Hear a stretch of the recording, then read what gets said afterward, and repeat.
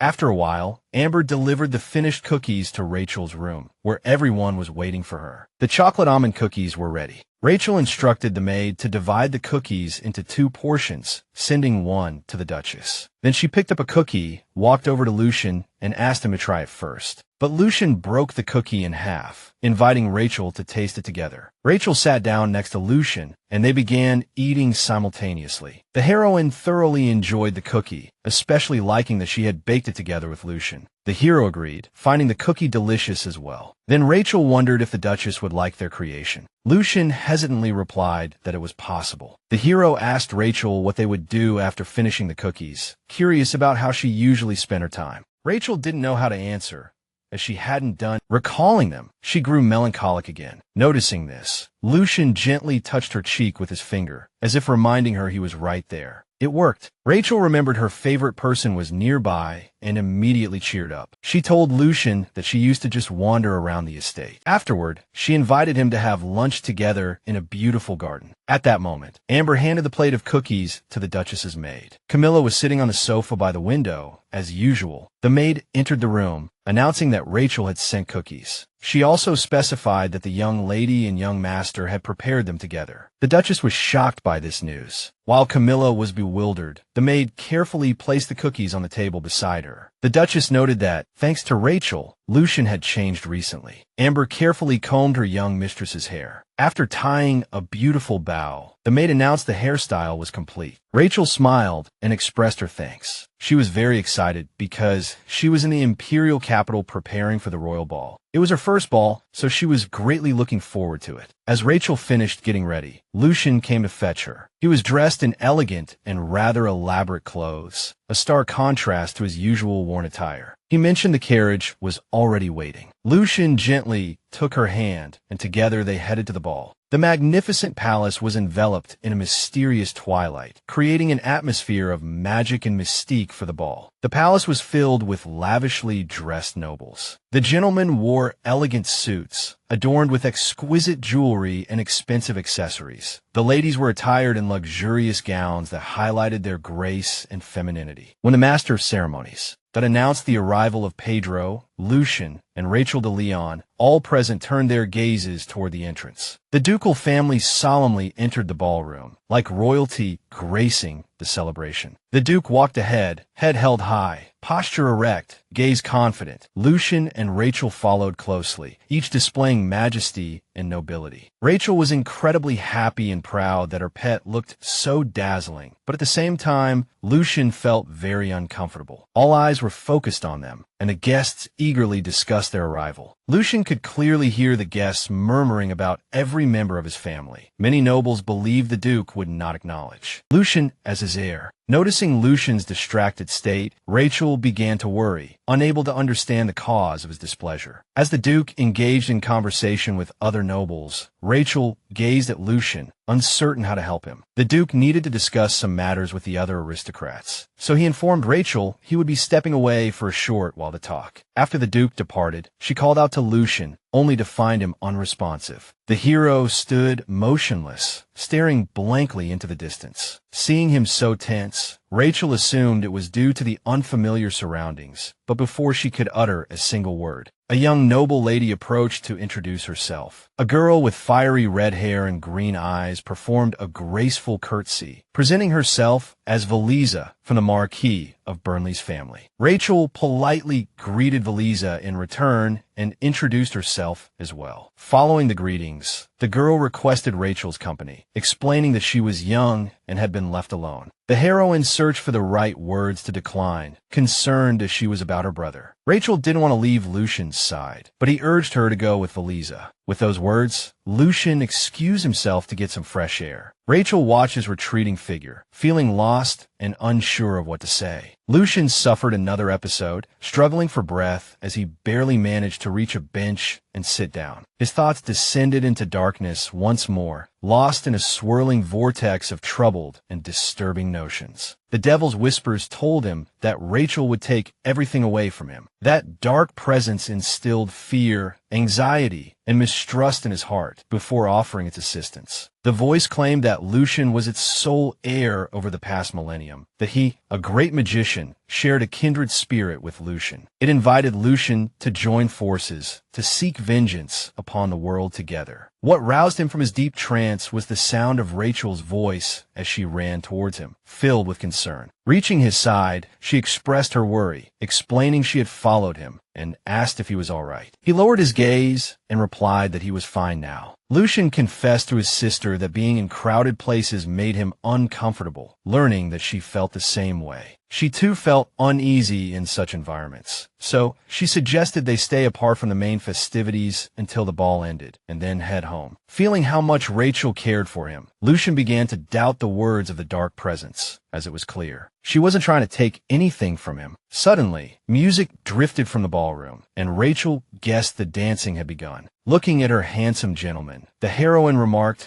that it was a shame to miss the dancing, especially since they were dressed so beautifully. Therefore, she decided they should dance too. She then stood before Lucian and, adhering to the rules of etiquette, asked him for a dance. In that moment, illuminated by the moonlight, she resembled a beautiful fairy, and the hero, mesmerized by her magical aura, accepted the invitation. Then, gazing at her radiant smile, Lucian realized that even if Rachel were to take everything from him, he wouldn't mind. He would do anything to ensure the heroine remained by his side. 2 years had passed since Rachel became a part of the Leon family, and she had grown accustomed to life in the duchy. Much had happened during that time. Suddenly, Lucian entered the room. He had noticeably grown taller over the 2 years, beginning to look even more elegant and masculine. He was so handsome that Rachel covered her eyes with her hands, as if blinded by his brilliance. But abruptly, the heroine was startled as her beloved touched her cheek, asking with concern what was wrong. When Rachel exclaimed in admiration that his radiance dazzled her, Lucian was both pleased and slightly embarrassed. It was a very important day, the day of Lucian's first salon. Moreover, this day was incredibly important for Rachel, as the salon served as a venue for the social gatherings of noble children. This was also where Lucian would meet Noah for the first time. Rachel was full of anticipation for this, and told her brother to make many friends. She also asked him to invite them to the manor and introduce them to her. He looked gently at Rachel and smiled. Gone was the soulless, doll-like expression from his face, replaced now by a beautiful smile full of tenderness. No matter how many times she saw it, Rachel couldn't help but admire his beauty. The coldness of the mad tyrant was no longer on Lucian's face. Instead, there was the warm smile of a considerate boy. Rachel was overjoyed that Lucian was no longer the mad tyrant from the original story. Seeing Lucian lingering in her room for too long, Rachel warned him he might be late and took his hand, leading him towards the carriage. Although Lucian had changed significantly over the past 2 years, Rachel still worried that by meeting Noah and falling in love, Lucian might transform into a tyrant madly in love, just like in the original story. Rachel saw her brother off by the carriage, bidding him farewell and wishing him good luck. However, Lucian, standing beside Rachel, seemed reluctant to let go of her hand and leave. Lucian smiled at Rachel, promising he would return soon, and Rachel waved goodbye as he boarded the carriage. The black horses of the Duke's manor swiftly pulled the carriage away from the residence. Watching the carriage's silhouette quickly disappear, Rachel promptly returned inside the mansion. After Lucian's departure, Amber informed Rachel that she had prepared everything. The maid then invited the young lady to the kitchen. Rachel, in high spirits, headed out, ready to welcome her friends. Accompanied by Amber, Rachel went to the ducal kitchen. When she first tried baking cookies, she couldn't even get the dough right, but she had trained diligently over these 2 years. After learning that the Duchess had reacted to the cookies she and Lucian made, Rachel began to try even harder. Although there had been no response since then, and Rachel had never even met her, thanks to this motivation, her cookie-making skills had improved significantly. Shortly after, Rachel's friends arrived and gathered around a round table already set with tea and fragrant cookies. Valiza looked at the lovely cookies on the table and praised Rachel's baking skills. The other 2 girls echoed her words. They remarked that it almost seemed a pity to eat such delicacies. Rachel was delighted to hear the compliments from her new friends, smiling as she thanked them. Rachel had met Valiza at the royal ball 2 years prior, and through Valiza, she had become close with Amy and Serena. In the cold world of aristocratic society, they were the only friends with whom she felt comfortable interacting. Whenever the girls spoke admiringly of her brother's accomplishments, Rachel always felt immense pride, believing him to be the best. Furthermore, in preparation for eventually leaving the ducal family, she needed to build strong connections. She hoped she could rely on her close friends in the future. After the tea party, Rachel bid farewell to her friends, wishing them a pleasant day. Once the carriage departed, Amber informed Rachel it was time to go back inside, but she replied that she would wait a little longer, as it was nearing evening and Lucian would be back soon. Seeing Rachel speak so tenderly about him, Amber realized how fond she was of him. She thought Rachel and Lucian would make a wonderful couple. Rachel wanted to object, but the maid's next words about worrying over Rachel marrying so young left her stunned. Rachel realized with shock that Amber had assumed all along she was Lucian's fiancée. Seeing the stunned expression on the girl's face, Amber was also surprised, as her assumption had seemed quite logical. After all, Rachel had relatives, and the Rolando's family was still thriving. Besides, Amber had heard that adoptions at a young age were often arranged for marriage alliances. Rachel was stunned by this information. She had never even considered the possibility of marrying Lucian. Rachel was convinced that Lucian belonged with Noah, so she told the maid it was impossible. The very idea of marrying Lucian seemed absurd to Rachel, so much so that she was prepared to leave the ducal manor at any moment. Furthermore, she was certain the male lead felt it was impossible too. Just as they were speaking, the carriage carrying Lucian finally arrived. Rachel ran forward to meet him, her face lit with a radiant smile. Just as he began to approach her, she noticed another figure behind him. Rachel watched in surprise as a blond man followed Lucian out of the carriage. His narrowed, sky-blue eyes landed on Rachel, and he smiled, greeting her and introducing himself as Noah DeCastia. Rachel was too astonished to speak, not having expected events to unfold so quickly. As the heroine stared at him with wide, shocked eyes, Lucian reprimanded him for speaking informally to a lady. Noah immediately apologized to her for his impoliteness, explaining that in their salon, it was customary to converse without regard for titles and honorifics, so he had inadvertently forgotten proper etiquette. This detail hadn't been mentioned in the novel, so the heroine was delighted to learn new information about her beloved character. After the greetings, he looked at Rachel and, with an innocent smile, asked if they could be friends. He possessed a charm as irresistible as Lucian's, and Rachel accepted his offer without hesitation. Like a true fan, she immediately began asking about his relationship with Lucian. Noah explained that he and Lucian had become friends at the salon. Rachel was thrilled to learn that he and Lucian had bonded on the very first day they met. As the heroine admired the scene before her, Noah watched her, his smile appearing utterly genuine. Suddenly, Rachel declared that her brother's friend was like a brother to her as well. She genuinely wanted to befriend the story's second male lead, so she suggested they dispense with the formalities. She also asked for his permission to call him Brother Noah. He seemed slightly taken aback, but agreed, maintaining his sweet smile. While Rachel and Noah conversed, Lucian remained silent. Noah explained that he had come to see her because Lucian mentioned her so often, apologizing for the unexpected visit. He looked utterly perfect, his brow slightly furrowed, as if contemplating some difficulty, and the heroine immediately reassured him that everything was fine. Suddenly, Lucian stepped between Rachel and Noah, shielding her. Then, in an icy tone, he addressed his new friend, suggesting they meet again another day. Afterward, he stated that it was time for Noah to return, shocking him. Noah tried to object, but Lucian insisted it was too late and swiftly pushed him back into the carriage. Rachel protested as well, wanting to talk with Noah a little longer, but Lucian paid no heed to her pleas. Ignoring all her protests, Lucian swept the heroine up into his arms and strode directly towards the mansion. Rachel was bewildered, unable to comprehend what was happening or why Lucian was treating her this way. With her arms wrapped around his neck, Rachel looked back towards Noah. He simply smiled at her and waved. Rachel couldn't believe Noah's first appearance would end like this. The heroine kept calling out to her brother, trying to get some explanation, but he didn't answer, carrying her straight upstairs to his room. Rachel called his name again, and he immediately looked down at her with his large, golden eyes. Seeing his gentle gaze, the heroine felt captivated, her anger forgotten. Before Rachel realized it, she was once again swayed by his beauty. Although she couldn't understand his reason for being upset, Rachel felt certain that Lucian wouldn't act this way without a serious cause. Rachel and Lucian sat on the sofa as Amber brought them refreshments while preparing dinner. After the maid left, Rachel asked Lucian how things went at the salon. She waited nervously for his reply, her throat dry, but he merely answered that it wasn't bad. Hearing such a perfunctory response, Rachel glared at him. She had thought that after meeting his true love, Lucian would want to spend more time with him. Nevertheless, she suggested he visit the salon more often and make more friends. Suddenly, Rachel realized that her brother had brought Noah along simply because she had told him to bring a friend. Lucian didn't even deny it. He awkwardly lowered his eyes and nodded slightly. Learning that Lucian hadn't brought Noah because he liked him, Rachel felt disappointed. With determination shining in her eyes, the heroine prepared to secure a happy ending for her favorite, Noah, at any cost. As it turned out, Noah DiCastia was not as kind and compassionate as Rachel imagined. He saw Rachel as a doll that would be extremely useful to him. Unaware of this, and thinking Lucian was being unduly cold to his potential love interest, Rachel scolded her brother, explaining that treating Noah that way was cruel, wanting to prevent the tragedy from the original story from repeating. She strongly urged him to apologize to Noah the next time they met. She also demanded that he formally invite Noah to the manor so she could properly entertain him. After hearing her out, Lucian guessed that the heroine liked Noah. Upon receiving an affirmative answer, he asked her what specifically she liked about Noah. Rachel didn't know how to answer precisely, as she liked everything about him. Lucian was her absolute favorite, with Noah ranking second. Without going into detail, she simply replied that he had a beautiful smile. Hearing this, Lucian became somber and lowered his head, as if realizing there was nothing he could do. Noticing her favorite, referring to Lucian, was jealous, Rachel felt pleased, as he had never shown any emotion before. She smiled at Lucian and added that, despite that, her brother's smile was still the most beautiful. She also pointed out that she loved watching him smile the most. As she said this, delight spread across his face, and he replied that he liked her smile the most. Rachel was happy to see him learning to express his thoughts. Their conversation was interrupted by the maid, who announced that dinner was ready and invited them to the table. During dinner, the Duke asked Rachel how the gathering with her friends went. Rachel smiled, saying it was fun and that everyone congratulated Lucian on winning the fencing competition. Hearing this, Lucian smiled and asked her to convey his thanks. Looking at him, the Duke asked in a cold tone if he had engaged in any improper behavior at the salon gathering. Lucian, surprised that his father was speaking to him during dinner, politely replied that he had not. 2 years had passed, yet the relationship between them remained tense. However, they had grown accustomed to eating at the same table, which could be considered significant progress. Rachel thought it would be nice if the Duchess were with them too, but she was still ill. Suddenly, the Duke asked Rachel when she would start calling him Dad. 2 pairs of eyes watched her, but she couldn't utter a word, her lips trembling. Seeing her at a loss, the Duke said with a grim smile that it was all right. He was willing to wait as long as necessary. Rachel found his expression irresistible. It wasn't that she disliked the Duke.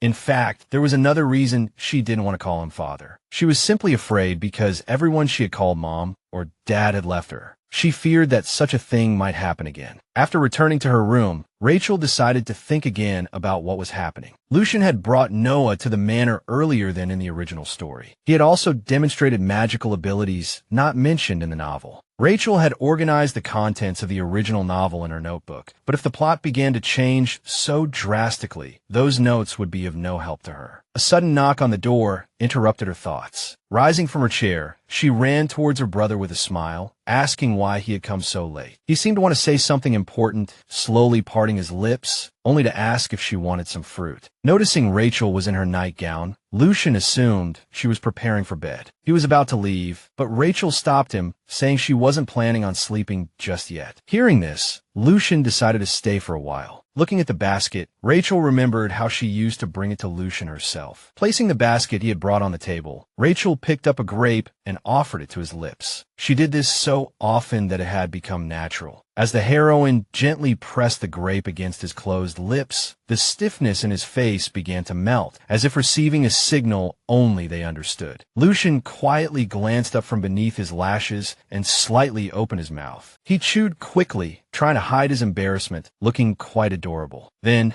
the sound of rain tapping against the window filled the air. Outside the window, heavy rain was falling, the drops drumming against the glass, playing a melody of sorrow and loneliness. Listening to the sound, Rachel turned to look at Lucian. She moved closer, whispering to ask if he wanted to hear a scary story. Seeing his silence, she continued, saying that on rainy days, the path of ghosts opens up. If you walk this path, a ghost that looks exactly like you will appear. According to legend, the ghost experiences emotions opposite to yours, and you can only identify it by making the ghost speak. Lowering her murmuring voice and leaning closer, she added that the ghost speaks in opposites. However, her plan to end the story by imitating the ghost failed spectacularly when, just as she finished, loud thunder and lightning crashed behind her. Following that, lightning flashed and thunder roared. It felt as if the windows were about to shatter from the vibrations. Out of fear and surprise, she covered her ears and jumped onto the bed. Just then, Rachel remembered her past life again. Fear seized her body. Memories of her previous life flooded her mind, as if she were back there, reliving everything, the day her adoptive parents first hit her. She had been sitting alone in a cold closet, the door locked. That day, thunder rumbled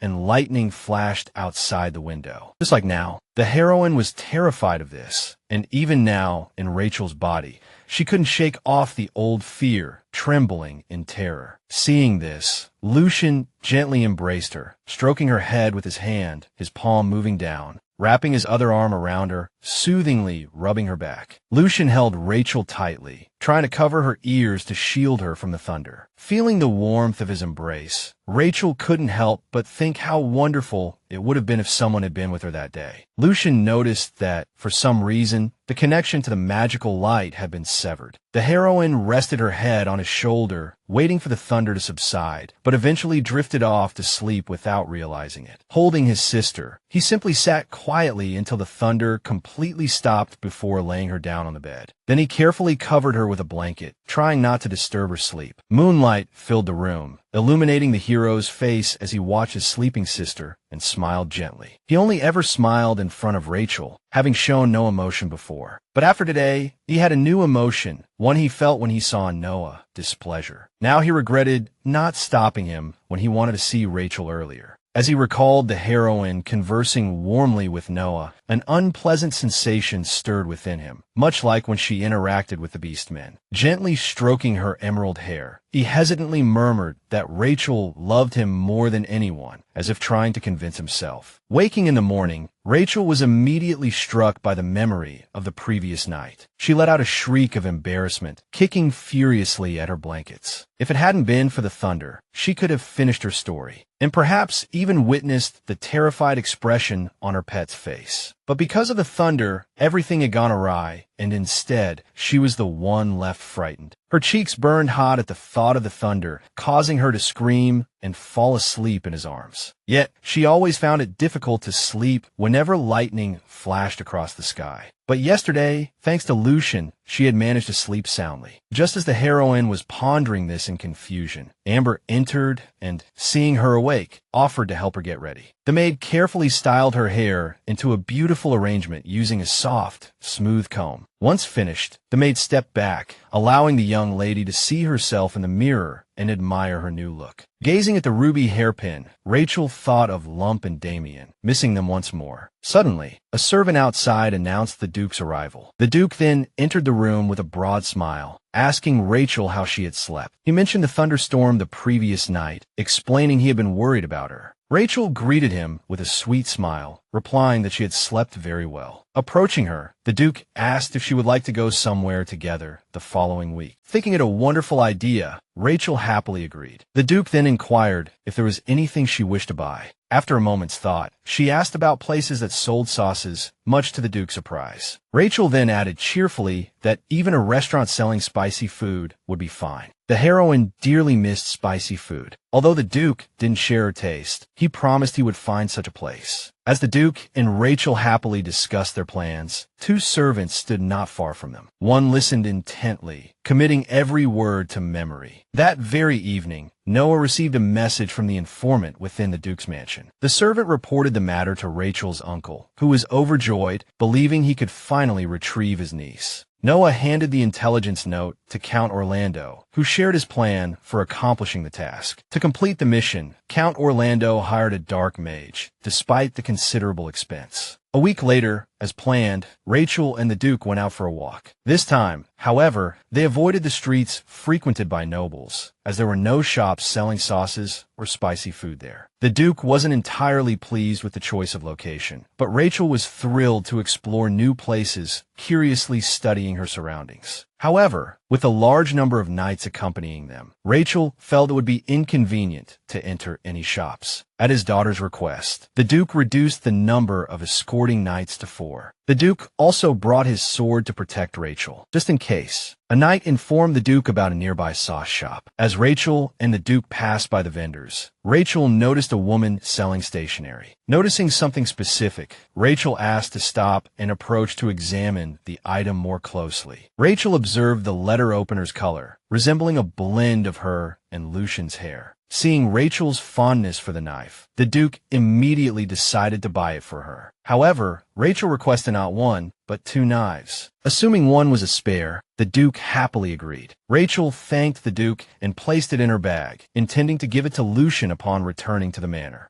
The Duke promptly instructed the clerk to bring out all the available spicy sauces. The merchant quickly complied with his command, bringing forth his entire stock. Rachel noticed a skull emblem on one of the bottles and inquired about its meaning. The merchant explained that it was the spiciest sauce, advising her against consuming it due to the potential health risks. Upon hearing this, her eyes lit up and she resolved that she absolutely had to purchase this particular sauce. The Duke attempted to dissuade Rachel, concerned that the sauce might be excessively spicy for her. However, Rachel remained insistent, eager to return home quickly and show the sauce to Lucian. Ultimately, the Duke purchased everything and instructed the merchant to deliver the items to Duke Leon's residence. But Rachel immediately tucked the bottle marked with the skull into her own bag. After leaving the shop, the Duke invited Rachel to grab a bite to eat with him. As they strolled along, chatting pleasantly, someone watched them from the shadows, awaiting the opportune moment. Suddenly, a smoke pellet was hurled directly at them, instantly enveloping them in a thick fog. Rachel was terrified, unable to comprehend what was happening. Abruptly, an anxious Duke gripped her shoulders, commanding her not to leave his side. But just as suddenly, a swirl of purple smoke engulfed the Duke, pulling him away from her. Then, aided by the purple haze, an unidentified man drew Rachel towards him. Simultaneously, he pressed a damp handkerchief firmly over her mouth. A pungent odor assaulted her senses, and her consciousness rapidly began to fade. Having successfully completed his task, the man gathered the unconscious Rachel into his arms. Meanwhile, Lucian sat quietly in his office, oblivious to the ordeal his beloved sister was enduring. He meticulously transcribed another historical text, his thoughts frequently drifting to Rachel. Lucian recalled how she used to often take walks with her father. He had once found her unbearable, consumed by jealousy because he, too, longed to accompany their father somewhere. But now, he felt envious of his father, wishing he could be the one going out with Rachel. He imagined it would be delightful to share delicious food and see interesting sights with his sister. Being with her, he saw only beauty, and they often exchanged gifts. Thinking of her, Lucian considered getting her a present, but he was unsure what to choose. As he pondered, he remembered Noah's comment about young girls liking cute things. He also recalled Rachel mentioning that her favorite thing was her brother's smile. This memory brought a flush to his cheeks and a faint smile to his lips. While engrossed in his writing, he noticed a commotion originating from outside the manor. There was an unusual clamor of knights shouting and the thundering sound of hooves. He had never witnessed such unrest within the ducal territory before. It felt distinctly odd. For some reason, the knights were assembling, even though it wasn't time for a monster hunt. Analyzing the situation, a profound anxiety gripped him as he realized something must have happened during the outing. The situation had to be critical for the Duke's knights to be rushing off somewhere in such haste. Even the manor staff had gathered near the entrance, discussing an attack on the Duke. Lucian dashed outside, frantically calling for the butler, who stood amongst the other workers of the ducal estate. The servants were stunned to see him in such a state, accustomed as they were to his quiet and reserved demeanor. Lucian swiftly mounted a horse and, without hesitation, spurred it into a gallop. The butler ran towards Lucian Lucian, who was just about to depart from the palace grounds. He halted his horse mere centimeters from the butler. Then he looked coldly at the elderly man, telling him that if he wished to die, he should do it elsewhere. His words startled the butler, but he quickly recovered, lowering his voice to plead with Lucian to dismount, adding that the Duke would return unharmed and that leaving like this would only burden his grace. Seated upon his black steed, Lucian lowered his golden eyes, which seemed forged from cold metal, and demanded in a harsh tone how the butler dared to order him. His icy voice made the butler tremble involuntarily, but Lucian had no time for him.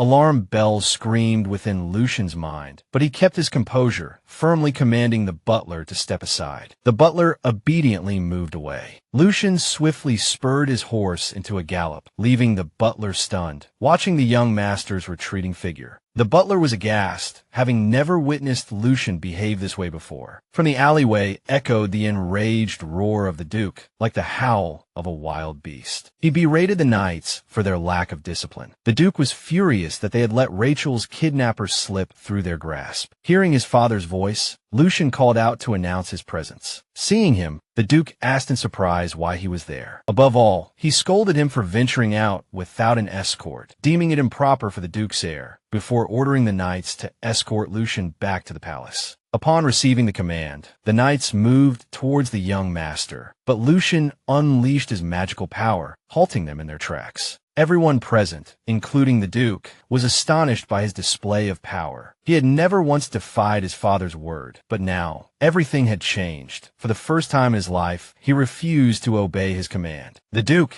needing to ensure the heir's safety in this critical situation, intended to send Lucian back, but before he could speak, Lucian had already spurred his horse and bolted. The knights closest to him gave chase, but Lucian's speed outmatched theirs. Lucian was already processing the information he had gathered, calling out mentally to Encho-sensei. It was the first time the hero had addressed him as such, so he impatiently asked what was happening. At some point, Encho's voice had begun to resonate in his mind. Lucian couldn't recall when it first started, but this cunning sorcerer usually listened to no one, so the hero hadn't permitted him to speak before. Ignoring Encho-sensei's complaints, Lucian, his voice trembling, asked him to find Rachel, practically begging his teacher to locate his little sister. Seeing the desperation in Lucian's eyes, Encho sensed an opportunity to consume the young man's body and exact his revenge. Rachel awoke to a throbbing headache, confused by the voices swirling in her mind. Blinking several times, she struggled to open her eyes, her blurry vision gradually coming into focus. She looked around in panic, trying to determine her whereabouts. It turned out she was in the middle of a dense forest, so thick that even the night sky was obscured. Rachel remembered being kidnapped, but to her surprise, her hands and feet were unbound. Not far from her, she heard the voices of several men drinking and discussing how Duke Leon had hired an expensive figure. Among them was her uncle, who gloated that despite her childlike appearance, they could still leverage Lady Leon's identity. The kidnappers were so drunk,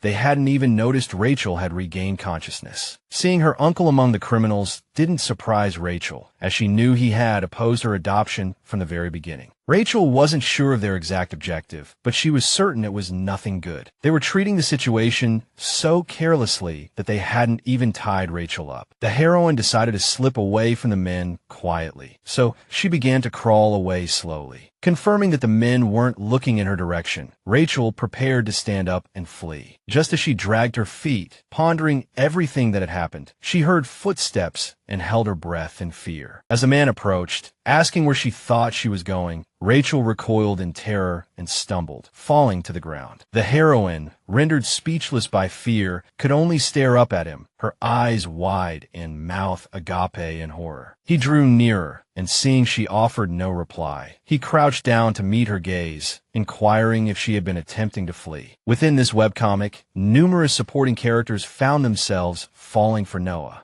Among them was an unparalleled hero, one who could easily contend with Oscar for the position of the second male lead. However, this particular man held no such infatuation for Noah. He was quite simply a madman. Standing before Rachel now was none other than the Dark Elf summoner, Elliot Aiden. Seeing the color of his hair and his elven features, the heroine instantly recognized him as Elliot. His grip tightened on her hand as he impatiently demanded why she was ignoring him, repeating his question once more. Rachel hadn't meant to ignore him. She was merely too stunned, unaware that he, too, was involved in her abduction. When she finally managed to speak, a smirk spread across Elliot's face. He demanded she answer his question, while the heroine scrambled to defend herself. He issued a warning, stating that her running about would cause problems for him. Noticing her avert her gaze, he seized her chin, forcing her to meet his eyes as he commanded her to look at him when speaking. Gazing upon his face, she understood why people called him a beautiful madman. Everything about him, from his features to his voice, was indeed beautiful. But her opinion shifted abruptly when he remarked that she resembled a potato. Unable to tolerate the insult, she retorted, as politely as she could muster, that he resembled a snake. To him, Rachel appeared remarkably brave and amusing, and he erupted into loud laughter. Rachel couldn't fathom what was so funny about her words, noting that he too possessed considerable courage, given that everyone knew the Duke was a truly formidable man. Hearing her mention him, Elliot reminded her that she wasn't Duke Leon's biological daughter, making it unlikely he would come to her rescue. A tremor ran through Rachel at his words. In that instant, she realized she could rely only on herself. Showing no hint of doubt, she wrenched free from his grasp, countering that she also knew a great deal about him, and about his origins. His deep violet eyes, reminiscent of blooming violets, regarded her with confusion. Having meticulously read the original story, the heroine naturally knew the secret of his birth. Elliot was a commoner, ignorant of his own lineage, and his greatest desire was to discover the identity of his father. Hearing that this secret was tied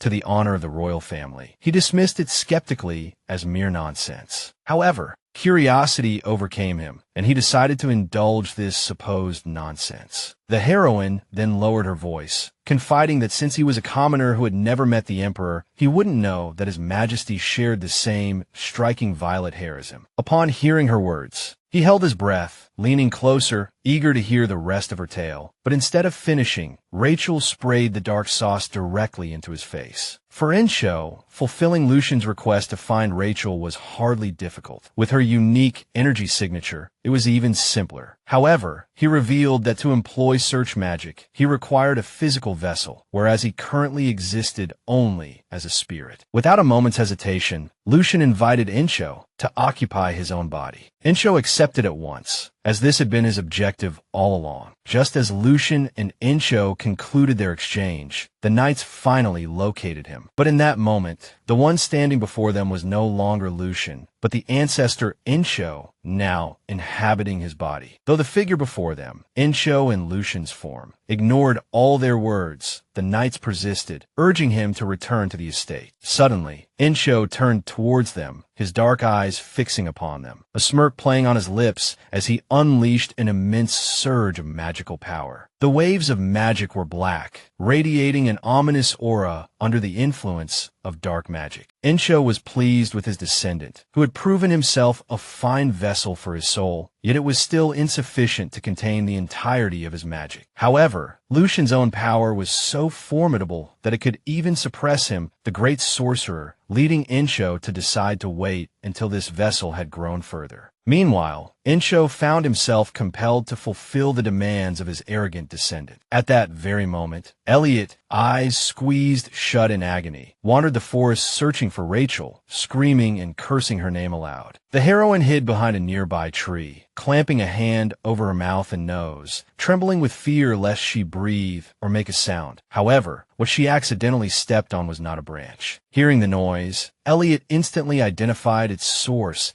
and furiously directed his energy towards that direction. Rachel fled in terror. Shadow spirits conjured by Elliot gave chase after Rachel. The heroine struggled to evade them. She ran as fast as her legs could carry her, yet the madman's voice still echoed clearly in her ears. Trying to escape the sound, she lost her way and stumbled, falling to the ground. Suddenly, someone approached her, asking if she was all right. Hearing the voice directly in front of her, Rachel shrieked in terror, telling him to go away. She was too frightened even to look at him, but when she heard him ask who she was hiding from, she realized it wasn't Elliot and lifted her head. Without waiting for an answer, the stranger swept Rachel into his arms, smiling and offering his help. With those words, he swiftly ran off, carrying her away. It was only then, seeing his face, that the heroine recognized him as Oscar, also known as Lump. Hearing Rachel call his name filled the fox with immense joy. He was ecstatic to see his mistress again and that she had recognized him. Once they reached a safe place, Lump set Rachel down. She then asked him how he had been faring since their encounter in the forest. The heroine assumed he had been living there all along. However, the fox explained that wasn't the case. He had been living with the falcon. She was surprised to learn he had been staying with Damien. Not staying together. Seizing the opportunity, Lump complained that only the falcon had a cool name and demanded Rachel rename him. He also explained that he hadn't meant to take the ball. Lump recounted the true course of events, feeling aggrieved because his mistress had left him despite his actions being unintentional. Rachel watched him, bewildered, as Lump had never been so emotional before. Recalling the incident, the fox began to weep. Seeing Lump cry saddened Rachel, but unsure how to comfort him. All she could offer at that moment was an apology. The tearful fox demanded his mistress take responsibility. Not knowing how else to respond, the heroine agreed, but only on the condition that the Duke would not object. Their hiding place resembled a cave when suddenly footsteps echoed from outside. Rachel tensed, thinking it was Elliot, but a handsome man with dark brown hair and light brown eyes entered the cave, politely greeting his master. Hearing him address her as mistress, Rachel guessed it was Damien. He approached and sat beside Lump, then recounted how much they had trained for the day they could meet her again. The heroine couldn't have imagined encountering the beastmen again like this. Seeing them brought tears to her eyes. She was overjoyed to be reunited with them after so long. But the sweet reunion was interrupted by a loud growl from Rachel's stomach. In the awkward silence that followed, she pressed her hands against her abdomen, trying to quell the noise. Realizing Rachel was hungry, Damien instantly transformed into his falcon form and flew off to find food for his mistress. The fox, wanting to catch prey for the heroine as well, dashed out after him, declaring he would be first. Rachel watched them go, a smile gracing her lips. Thanks to them, she could finally relax a little, her worries momentarily forgotten. Having pinpointed Rachel's location, Incho immediately rushed into the forest. Upon entering, he departed from Lucian's body, reporting that they had arrived. The hero opened his eyes to find himself standing before a cave. According to Master Incho, Rachel was inside. Sensing his sister's energy emanating from the cave just ahead, he dismounted his horse. He ran towards her. As he neared the entrance, he began calling out loudly for Rachel, hoping she was safe and sound. Once the rush of excitement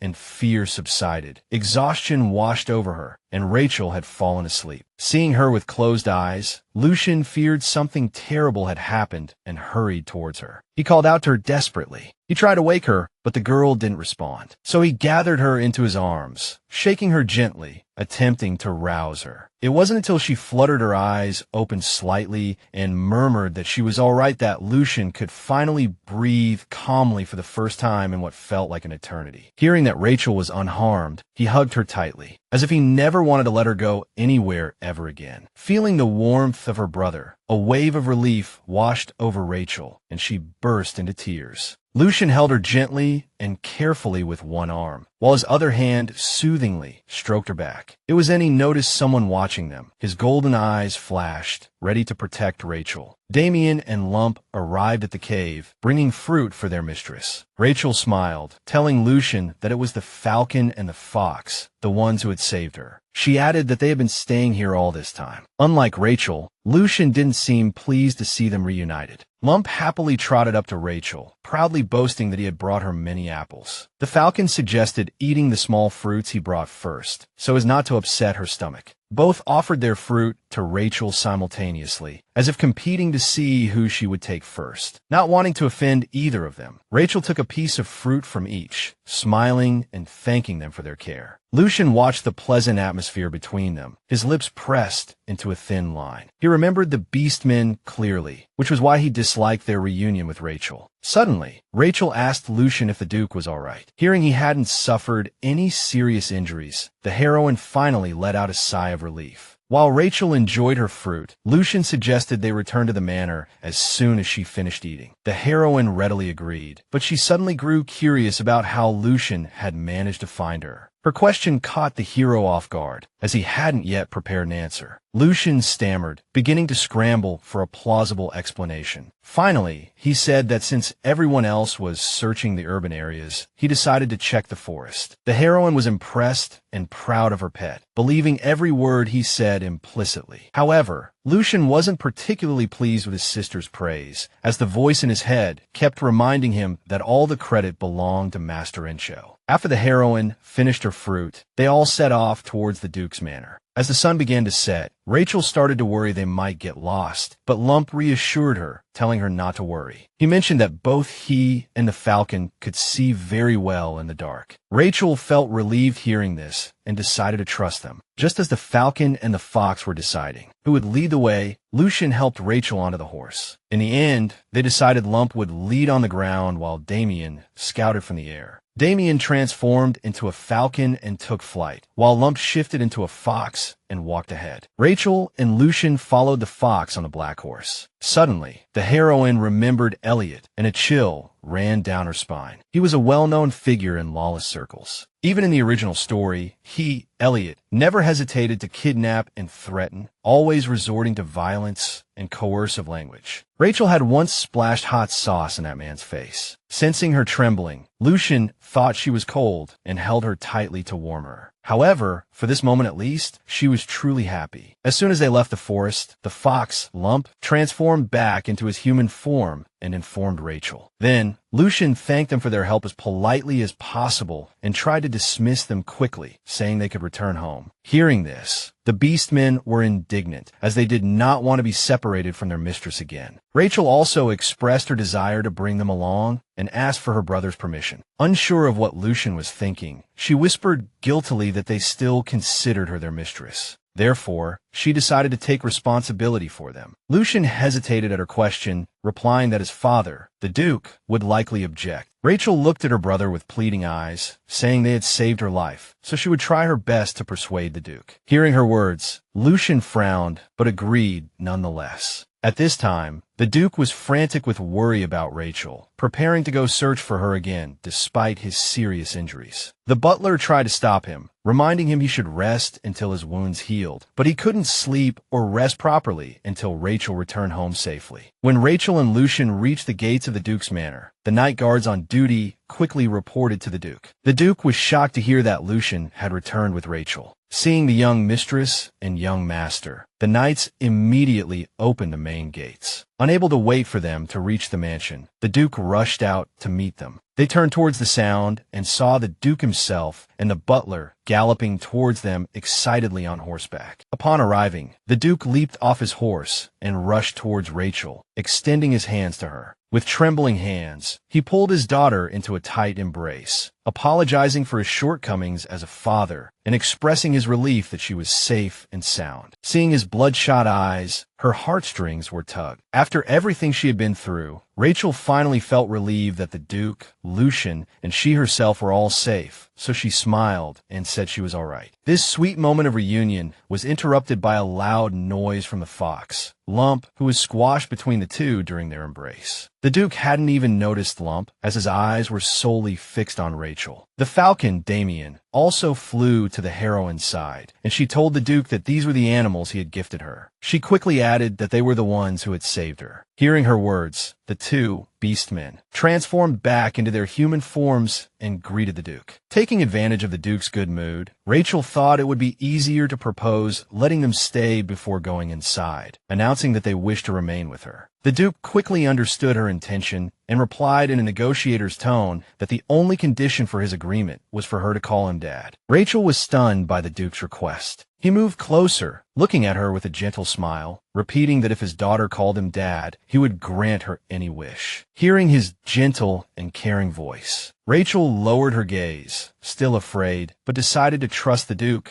closing her eyes and nodding slightly. After composing herself, she lifted her eyes, looked at her dad with a charming smile, and repeated her request for the Beastmen to stay. Hearing her call him dad, the Duke beamed and swept her into another hug. Afterward, he ordered the butler to prepare rooms and food for the Beastmen. Hearing about food, the fox, Lump, didn't hold back, immediately stating he wanted honeydew melon candy and chicken. The Duke carefully helped Rachel onto her horse, accompanying her back to the manor. As the Duke conversed with the heroine, he visibly relaxed, a smile gracing his features, but his good mood vanished the moment he turned to Lucian. In a stern tone, he informed the hero that they would speak tomorrow. Lucian offered no reply to his father, merely giving a slight bow to indicate he had heard. After a long and fruitless search, Elliot sat exhausted on the grass beside a tree. His eyes still stung from the fountain water the heroine had splashed in his face. He was determined to exact revenge upon this villain. Having escorted his daughter to her room, the Duke continued to fret, inquiring about her well-being. Rachel assured him she was perfectly fine and urged him to get some rest as well. The Duke smiled gently at her, wished her good night, and then departed. The instant he left Rachel's room, his expression underwent a dramatic shift. Lucian had appeared before his father in a completely new light. He couldn't fathom that the boy possessed magical talent. The Leon family had produced generations of gifted swordsmen, but never had there been one proficient in magic. Except for one, the most powerful magician in the history of the Leonis Empire, a rebel who plotted its destruction, Encho de Leon. These thoughts filled him with anxiety. Rachel, in high spirits, climbed into bed. Noticing that Milady was still awake, Amber brought her a cup of milk and honey. The maid explained that it would warm her from the inside out, bringing calm to her mind after the stressful ordeal. The maid, too, had been deeply worried when she learned of her mistress's abduction. The heroine accepted the cup, smiling as she thanked the maid for her concern. She then inquired about Damien and Lump. Amber replied that the servants were attending to them and asked if she should bring them here, but Rachel declined, stating they would be well cared for. After finishing her milk, Rachel settled down to sleep. Lying in bed, Rachel analyzed the events of the past day. Ultimately, she had called the Duke dad. This wasn't entirely new to her. After all, she had been adopted before her rebirth. Life in the orphanage hadn't been terrible, but she had been overjoyed when her adoption was approved, even though that happiness proved fleeting. The heroine trembled with emotion, trying to banish the negative thoughts, repeating to herself that this time, everything would be different. Just as she felt herself drifting into the realm of Morpheus, she heard a familiar knock at the door. She instantly leaped out of bed. It was the secret code she and Lucian had devised together. Standing outside the door was an excited Lucian, who had come to check on how his sister was feeling. Seeing her in her nightgown, he assumed he had woken her and offered an apology. But Rachel quickly grasped his hand, pleading with him to stay with her. Without waiting for his response, Rachel pulled Lucian's arm, ushering him inside. Lucian smiled faintly, looking down at her meekly as he accepted her invitation. Rachel moved to activate the magic lamp, but Lucian stopped her, saying it wasn't necessary. He mentioned he would leave as soon as he had lulled her to sleep. At that, Rachel decided she wouldn't sleep at all. However, the hero didn't appreciate that response. He lifted her up and placed her back onto the bed. Then, he carefully tucked the blanket around her, ensuring she wouldn't catch a chill. Afterward, he simply watched her in silence for a moment. His face shone with such brightness that the heroine found it impossible to fall asleep. Rachel turned towards him, thanking him warmly and telling him how incredibly happy she had been when he came for her. Lucian's eyes widened before curving into crescents as he smiled gently. In that instant, the heroine was once again certain that her favorite person, Lucian, was the most adorable. She worried that these precious moments might vanish later, when the hero inevitably grew closer to Noah. Nevertheless, Rachel savored the atmosphere as much as she could. Her thoughts were interrupted by Lucian, who gently stroked her head, telling her it was time to sleep. Rachel yawned, replying that she didn't want to sleep just yet. Despite her words, her eyes slowly closed, and soon she drifted off into a deep slumber. Lucian, who had been stroking her hair all along, noticed she had fallen asleep. He gently kissed her forehead, wishing her sweet dreams. An awkward blush crept onto his face as he turned towards the door. As he left the room, he closed the door softly, trying not to make any sound that might accidentally wake Rachel. He intended to return to his own room, but before he could take a step, the Duke called out to him. His father watched him emerge from Rachel's room, his eyes filled with anger. Lucian hadn't expected to encounter him and was quite startled. The Duke approached the young man furiously, demanding to know what he was doing in the young lady's room so late. Lucian answered truthfully that she had been awake, and he had helped lull her to sleep. The Duke stated that he had intended to postpone their conversation until morning, but since they had run into each other, he decided to speak now. The Duke then ordered Lucian to follow him to the study. Looking at Lucian standing calmly before him, the Duke reprimanded him for failing to fulfill his duties as the heir. Should the head of the household be in danger, the heir is obligated to protect his family and home. However, Lucian had left the estate without permission, putting him at risk of being stripped of his status as heir. But even after his father's threat, Lucian didn't flinch. The Duke noted that his behavior was different from usual. Normally, his face showed little emotion, but he always became flustered when the matter of succession arose. But now he remained perfectly still, as if nothing his father said mattered or could hurt him. The enraged Duke ordered his son back to his room to reflect on his actions. Lucian nodded calmly, replying that in that case, he would return to his room. With that, Lucian turned and left without the slightest hint of remorse. The Duke had adopted Rachel solely to protect her and ensure her safety, as the Orlando family had begun making unexpected moves following the deaths of Liam and his wife. Rachel had been in danger in that household, but now another problem had emerged. The Duke worried that Lucian might be a detrimental influence on Rachel. In her sleep, Rachel lay with her eyes closed, her head resting on Lucian's lap as he gently stroked her hair. She opened her eyes, smiled softly up at him, and Lucian smiled back. Suddenly, an unfamiliar voice angrily demanded what she was and why she couldn't be controlled. Startled, Rachel jolted awake from her dream. Opening her eyes, Rachel saw an anxious Amber watching over her, waiting for her to wake up. The maid explained that she had developed a high fever during the night. Suddenly, Rachel felt aches all over her body. Since Rachel was having trouble moving and it was nearly lunchtime, the maid offered to bring her some cream soup. Just as Amber opened the door to leave, the anxious beastmen burst into the room, having transformed into their human forms. Damien and Lump rushed to Rachel's side, clamoring over each other to ask about her condition.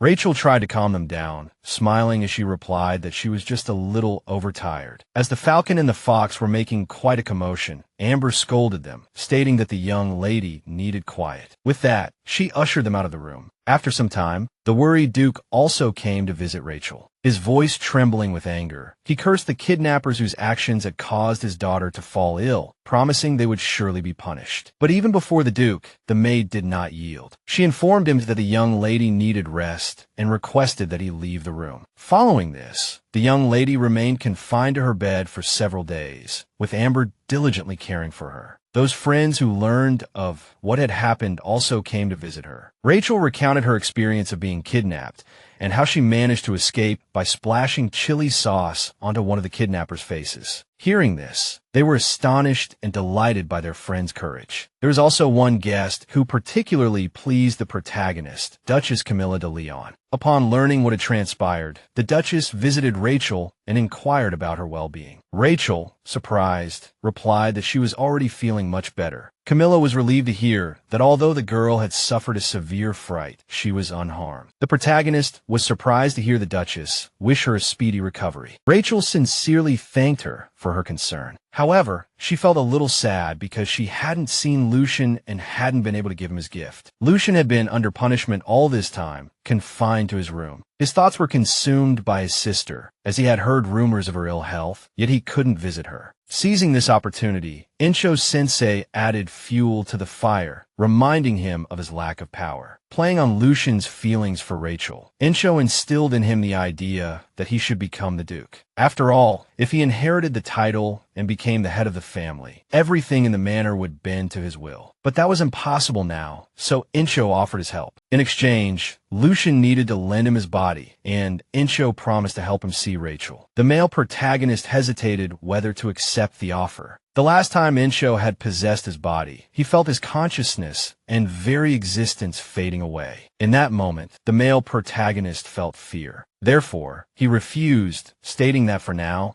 he would obey the will of the current head of the family. However, he did not intend to live under his father's permission forever. Until this moment, all he had wanted was to take the heir's place and gain his father's approval. But now there was someone who understood him, so he no longer needed anyone's approval. However, he understood that now he needed strength, so he would no longer be at the mercy of others. Rachel woke up and stretched comfortably. She felt as though she had been lying down for a long time, and her whole body felt stiff. Sunlight streamed into the room through the open curtains. Suddenly, Rachel heard voices outside. Below her window, Lump and Damien were chatting happily about something. Watching them from the window, Rachel was glad to see they were doing well. Now that the protagonist had recovered, she decided to visit Lucian. Suddenly, there was a knock on the door. After permission was granted, Amber entered the room and informed Rachel that a guest had come to see her, Lord Castilla. Rachel was overjoyed to hear that Noah had come to visit. Noah was waiting for the protagonist in the drawing room, sipping tea. After changing her clothes, Rachel happily ran towards Noah, so as not to keep him waiting long. Noah was surprised to see the energetic Rachel, as he had thought she was ill, but the girl cheerfully reported that she already felt perfectly fine. Noah returned a polite smile and said he was glad to hear it. Rachel was captivated by his dazzling beauty. Noah asked Rachel if it was true that Lucian was under house arrest. Upon receiving confirmation, Noah expressed his sympathy. But on the other hand, he thought perhaps it was for the best. Otherwise, the male protagonist would have driven him away again. Rachel readily agreed to Noah's suggestion to chat a little longer, but she immediately regretted it, thinking that Noah should improve his relationship with Lucian. Unexpectedly, Noah mentioned that he was quite fond of tea. He also praised the skill of the servant who had served it. Noah talked at length about tea, and Rachel struggled to keep up with his train of thought. She was surprised to hear him say that this tea exuded a warm aroma, as it was quite the opposite, known for its refreshing effect. She suddenly recalled a line from a frightening ghost story. Ghosts express emotions opposite to those of humans. For a moment, fear and horror gripped her. However, she quickly composed herself, dismissing such absurd thoughts. She tried to continue the conversation with the young master, but was shocked to hear he drank 10 cups of tea a day. Looking at the person before her, the heroine realized that this Noah radiated a completely different feeling from the original one. Suddenly, Noah fixed a sharp gaze on her and asked if she was truly Rachel. Hearing these words, her heart nearly stopped from shock, while the gears in her mind turned relentlessly, trying to comprehend what was happening. The fellow winked playfully and chuckled, saying he was just joking. He explained that his joke was based on the well-known notion that people change drastically after experiencing a severe shock. Abruptly, Noah lowered his eyes and muttered softly that the matter with Cassandra wasn't over yet. As the fellow's voice was too low, Rachel couldn't quite catch his words and asked him to repeat himself. But he continued sipping his tea, saying he was just talking to himself. Noah then thanked her for her time and expressed his gladness that she was well. As he left, he bid her farewell and asked her to send his regards to Lucian. Rachel accompanied him to his carriage and waited until he departed. Watching him go, Rachel reflected that this was the first time she had held a complete conversation with Noah. He was so different from the Noah she knew. The difference was so vast that anyone who knew the original Noah would curse how thoroughly this character's image had been ruined. It was as if another person had entered his body. Considering she herself occupied Rachel's body, it didn't seem entirely unbelievable. For a fleeting moment, she thought Noah might have actually transmigrated too. But the heroine immediately dismissed these thoughts, deeming it impossible because people weren't two-dimensional. She speculated that Noah simply had a side to him she hadn't known. After seeing Noah off, Rachel and Amber returned to the manor. At this time, the Duke was working in his study as usual. Suddenly, it was announced that Miss Rachel wished to see him. Upon receiving permission, she entered and greeted the Duke with another smile. Hearing her address him as Duke, the man seemed slightly displeased. He reminded her that she should call him father. Rachel then awkwardly corrected herself, calling him father. Only then did he inquire about the reason for her visit. Learning that she had come to ask if the kidnappers had been caught, the Duke grew somewhat dejected. He was frustrated that he hadn't been able to apprehend them yet. Upon hearing this, Rachel hesitated, wondering if she should tell him that her uncle was one of the kidnappers. However, she wasn't entirely certain about what had happened and didn't want to put the Orlando family in danger needlessly. Seeing Rachel lost in thought, the Duke assumed she was upset by the lack of good news and apologized. The heroine stated she had a request, which the Duke agreed to grant. However, upon learning she wished to see her brother, he refused her, citing that Lucian was currently being punished and confined. The Duke explained that the reason was the hero's actions, which were unbecoming of an heir. In response, Rachel reminded the Duke that it was her brother who had come to rescue her, and without his help, she would still be wandering in the forest. Wearing a pitiful expression, she said it pained her greatly that her brother, who had suffered because of her, was also being punished. Therefore, Rachel requested to receive the punishment in Lucian's stead. The Duke calmly replied that she was not at fault. It was Lucian who had disobeyed orders and acted on his own accord, thus earning his punishment. However, seeing her pleading, puppy dog eyes, his heart softened, and he granted her permission to see her brother. The Duke watched Rachel intently. Rachel had habitually addressed him as Duke, but the girl immediately realized her mistake and corrected herself. The Duke praised Rachel and patted her head affectionately. During this time, Lucian had remained in his room, continuing his studies. Hearing a knock on the door, the young man guessed it was Rachel and jumped up from his chair in surprise. The next moment, she appeared in the room with a smile, holding a basket. She happily informed him that the Duke had allowed her to visit. Because Lucian worried he couldn't visit her due to his punishment, she reassured him that she was fine and had fully recovered. After they settled on the sofa, she asked him how he was faring. Rachel thought the Duke was being too harsh on his son. She told Lucian she had a gift for him and began rummaging through the basket. Opening a box, Rachel showed Lucian the letter opener, telling him it was just like hers. Lucian immediately noticed that the gem's color perfectly matched Rachel's hair. The young man was overjoyed to receive the gift from his sister, but also felt embarrassed, as he couldn't offer something of equal value in return. But Rachel comforted him, saying he had always been the one helping her. Then she took out a box of cookies she had baked herself from the basket, asking him to try them. Rachel was certain Lucian liked pecan cookies, though he had only ever truly savored them when he was with her. She smiled, handing him a cookie and wishing him bon appetit. Rachel knew Lucian so well, and because of that, he wanted to know more about her too. Looking at her, he thought to himself that he wanted to know everything about her favorite foods, clothes, and jewelry. After meeting with Rachel, the Duke worried that she and Lucian were becoming too close. Lucian resembled the Duke's father, while Rachel resembled Liam. The Duke disliked having a child who reminded him of Liam near his son, who looked like his own father. The Duke found Rachel's behavior difficult to manage, but Lucian was the only one in the manor near her age, so the Duke couldn't forbid their friendship. A sudden knock on the door interrupted his thoughts. A knight stated he had a report regarding Rachel's kidnapping incident. He reported that the details had not yet been ascertained. However, he suspected there was a traitor within the manor connected to the kidnappers. The Duke was shocked to learn that danger existed even within Rachel's ducal territory. He ordered the knight to prepare an elite guard unit. The Duke decided to temporarily hide Rachel elsewhere. Hearing the Duke's news that he intended to move her, the heroine dropped the spoon she was eating pudding with in surprise. He stated she would be leaving during the day tomorrow. The Duke told her the place was near the sea, a cool and picturesque location. But the heroine had no desire to leave her loved ones and pleaded with the Duke to let her stay. However, no matter how much it pained him, the Duke saw no other way out under the current circumstances. The Duke informed her there was a traitor in the manor, secretly colluding with the kidnappers. Rachel was stunned by the news of an inside informant. The Duke assured her he would definitely find the traitor and that Rachel's departure from the manor was only temporary. Hearing these words, the heroine could no longer object, but she felt relieved knowing it was only temporary. To lift her spirits, the Duke suggested a short walk after dessert. During their walk,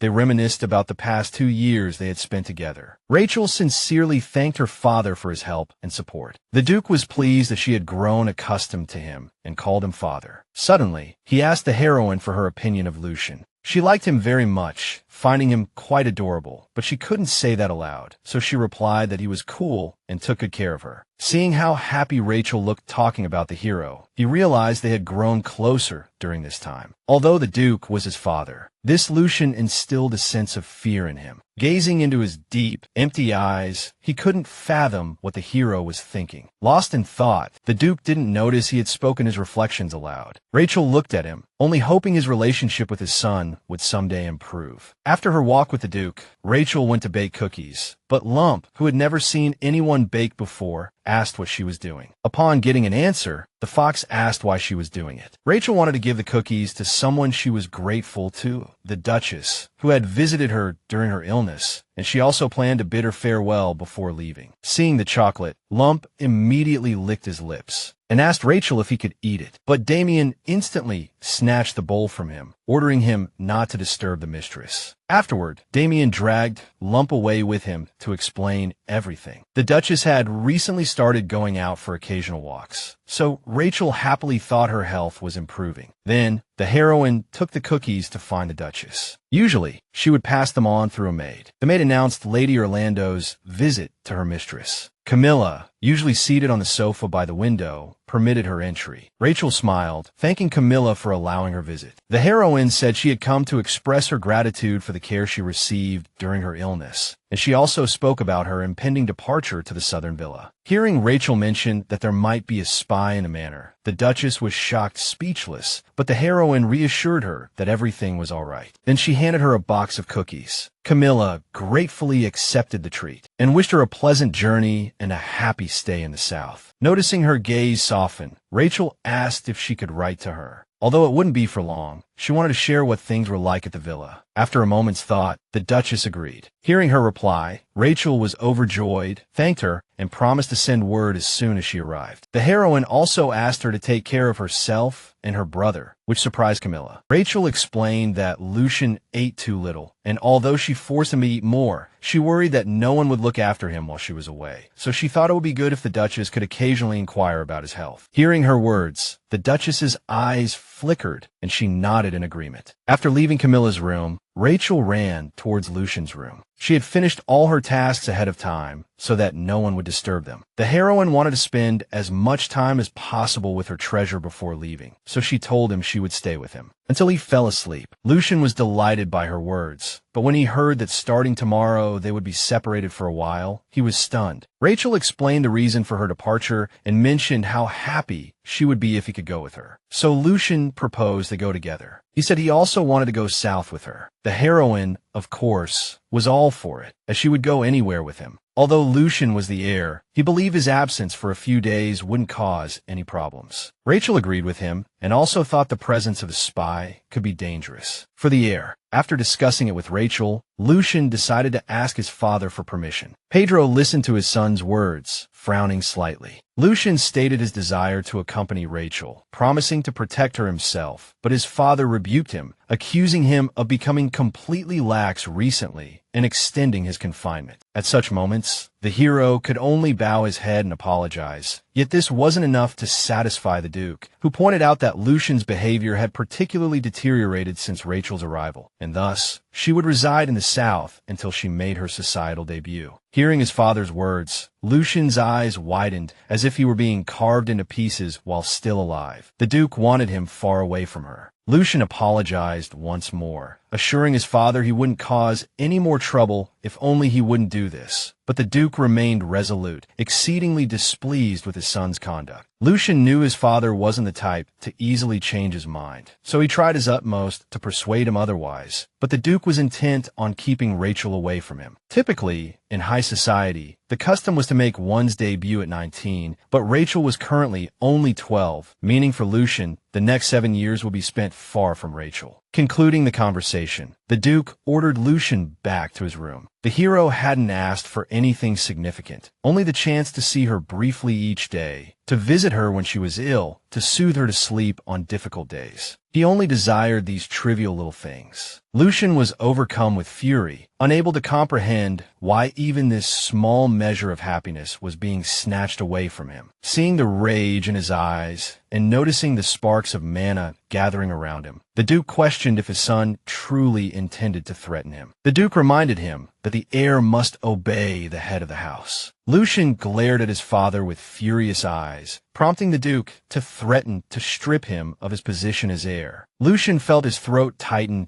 as Enko began whispering in his ear again, telling him how much he needed power. The hero ignored Enko's words and retracted his mana. Then, slowly opening his mouth, he looked at his father and declared that, as the heir to the ducal family, he would obey the head of the house and dedicate all his energy to training to become a worthy successor. Therefore, he demanded that in the future, his father must pass the title on to him. Following this, he apologized for his impudence and moved towards the exit of Pedro's office. The Duke scoffed at his words, yet simultaneously, he liked what his son had said. Past events still lingered in Pedro's mind. His own father continued to torment and haunt him even after death. Shortly after Lucian's birth, his father had told him that the only true heir was his grandson, Lucian, and that he, Pedro, was merely a temporary placeholder. With a cold smirk, the Duke thought that Lucian was indeed his father's true grandson. Rachel had been anxiously awaiting her brother's return, and the moment he opened the door, she leaped from her seat. She immediately asked if the Duke had agreed. Lucian, his voice tinged with sorrow, said no. Hearing this, Rachel was disheartened, as she had desperately wanted to go on the trip with her beloved brother. However, the heroine tried to conceal this, attempting to console the hero by saying it was all right since she would only be gone for a few days. But as she finished speaking, Lucian grew even more despondent, knowing Rachel wouldn't be leaving for just a few days. The oblivious girl promised to buy souvenirs to cheer her brother up. Observing the hero's behavior, the heroine assumed he was simply sad about not joining her trip, finding it rather endearing. Suddenly, he called her name with deep affection. Rachel, delighted, immediately responded to his call. Abruptly, he placed his hands on her shoulders, pleading with her not to forget him. Rachel, failing to grasp his meaning, looked into his eyes in surprise, tilting her head as she asked why he would ever think she could forget him. Hearing her words, Lucian's eyes filled with a strange warmth, as if this was exactly what he needed to hear, and he pulled her tightly into his embrace. Afterward, he gently asked her to remember him and placed a soft kiss on her cheek. The heroine blushed, flustered by the unexpected intimacy, and in her excitement, she began to stammer incoherently. Seeing her unguarded reaction, Lucian smiled tenderly once more. He was prepared to wait as long as necessary, provided she did not forget him. The next day, the Duke personally escorted his daughter to the carriage, seeing her off with her beastmen companions to the south. He informed her that the captain of the knights would escort her all the way to the southern territory. He added that excellent elite knight guards were already waiting for her there, so she needn't worry. Rachel nodded and asked him to take care of himself as well. Still, she felt a pang of sadness that Lucian, confined to his quarters, couldn't come out to say goodbye. Lump, nestled in her arms, purred as if trying to cheer her up. Rachel then gently poked his cheek, reminding him to consider where they were. Once the Duke had said all he needed to, he urged her into the carriage. Unable to suppress her feelings, the heroine hesitated at the last moment, pleading with her father to take good care of Lucian. The Duke didn't answer her request, merely offering a bittersweet smile. Then he urged her again into the carriage, so she could be on her way promptly. After settling his daughter inside, Pedro smiled and waved goodbye to her. With that, the carriage slowly pulled away. Clutching the gift the heroine had given him, Lucian watched from his window as she boarded the carriage. He yearned to become the Duke as quickly as possible so that he could be reunited with Rachel. Watching her depart, the male lead prayed for only one thing, that she would wait for him. Gazing at the departing carriage, Lucian earnestly whispered that he already missed her. The grand mansion by the sea was a magnificent structure, nestled amidst a well-maintained garden and a private beach. Rachel marveled at the beauty of the mansion and the scenery, finding it even more splendid than she had imagined. Struck by the breathtaking view, Rachel informed Amber that she was going out to play. Seeing the ocean for the first time since her rebirth, she immediately headed towards the water with her beastmen. She and Little Lump began to play in the water, splashing each other gleefully. Damien, who had been watching them from the sidelines, decided to avenge his mistress and joined in the fun. After a while, the maid announced that it was time for lunch. By then, Rachel, Lump, and Damien were thoroughly soaked. Amber was stunned at the sight. She immediately started drying Rachel's hair with a towel, anxious that she might catch a cold. Suddenly, Lump, in his fox form, shook off all the water from his fur, drenching everyone else. Rachel instantly scolded him, while Damien chased after him, intending to catch and punish him. While the two were engaged in their game of chase, Rachel and the maid headed towards a mansion. The dining table was laden with numerous seafood dishes. Rachel and the Beastmen were absolutely delighted by the spread. The heroine felt as though she were on a summer vacation. While savoring the dishes, Rachel couldn't help but wish Lucian could taste them too. Her heart fluttered at the thought of Lucian amidst this heavenly scenery. As they ate, the fox excitedly invited the heroine to return to the shore to play after the meal. Rachel readily agreed, though Amber worried they might catch colds for being so wet. For the first week, the heroine reveled in the novel experiences. However, what she had anticipated as a short vacation stretched into a month. Far away from Lucian, Rachel grew bored and melancholic. She already longed to return. Just as she was wallowing in her boredom, Amber suddenly announced that a letter had arrived for her from the Duke. Upon learning this, Rachel was overjoyed. She opened the letter, hoping to read that the spy had been caught and she could now return home. However, contrary to her expectations, the Duke informed her that she would have to remain there for a while longer. After reading the letter, the heroine became despondent. She couldn't believe she had to stay here even longer. Tossing the letter aside, the girl desperately pounded the sofa with her hands and feet. She was furious at being deceived. They had said it wouldn't last long. Rachel wondered if she should write back saying she didn't like it here, thinking perhaps then he would let her return. However, she immediately changed her mind, believing the Duke might lose interest in her if she acted willfully. At the same time, she desperately missed Lucian. Gazing out the window, the heroine thought of her pet, wondering if he had received her letters.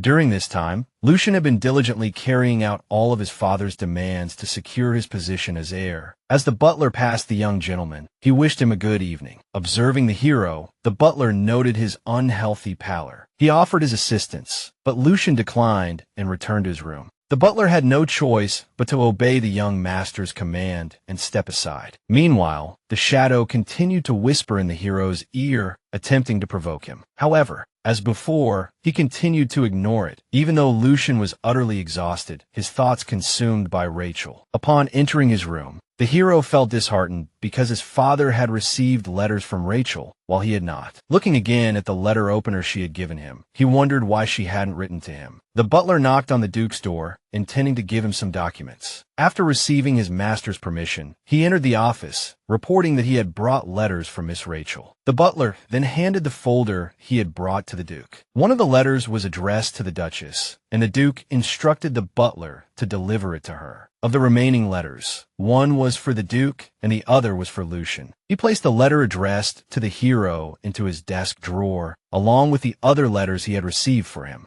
Afterward, he ordered the butler that from now on, all letters arriving from Rachel, as well as those addressed to her, were to be brought to him. During this period, the heroine continued to live a peaceful and carefree life in the South. To alleviate her boredom slightly, she invited her friends to join her. The girls were thrilled about the seaside vacation, as it was their first time visiting the South. It had been 3 months since Rachel came to live in the South, and she had finally managed to invite her friends over. When she returned to her room, the maid informed her that letters had arrived from the duchy. The first was another letter from the Duke, in which he affectionately inquired after his daughter. In the letter, he informed Rachel that during this time, they found a spy within the territory, but he was merely a mercenary blinded by money, not the main instigator. However, the investigation was progressing, and they suspected a pseudo-religious organization was involved in the case. Rachel was surprised to read this, as she didn't recall such world-building details from the original work. Reading on, she grew indignant as the Duke continued, stating that he would carry on with the investigation and send her accurate updates. But in the meantime, he requested she remain in the South a while longer. After finishing the letter, Rachel sighed in disappointment, though she had somewhat anticipated that she wouldn't be returning just yet. The other letter was from the Duchess. In the past, she wouldn't even allow the heroine into her chambers, yet now she was replying to her letters. Opening the letter, Rachel thought this could likely be considered evidence of improvement in her mental condition. In her letter, the Duchess mentioned that although it was still the warm season, the sea breeze was colder than it seemed, so Rachel should take care of her health. She also answered her question about Lucian, saying he had been studying even more diligently lately. Furthermore, he had started eating less, which worried the Duchess. Camilla was also concerned about Lucian, so she asked Rachel to mention it to him in her letters. Reading this worried Rachel. After all, his schedule had already been packed,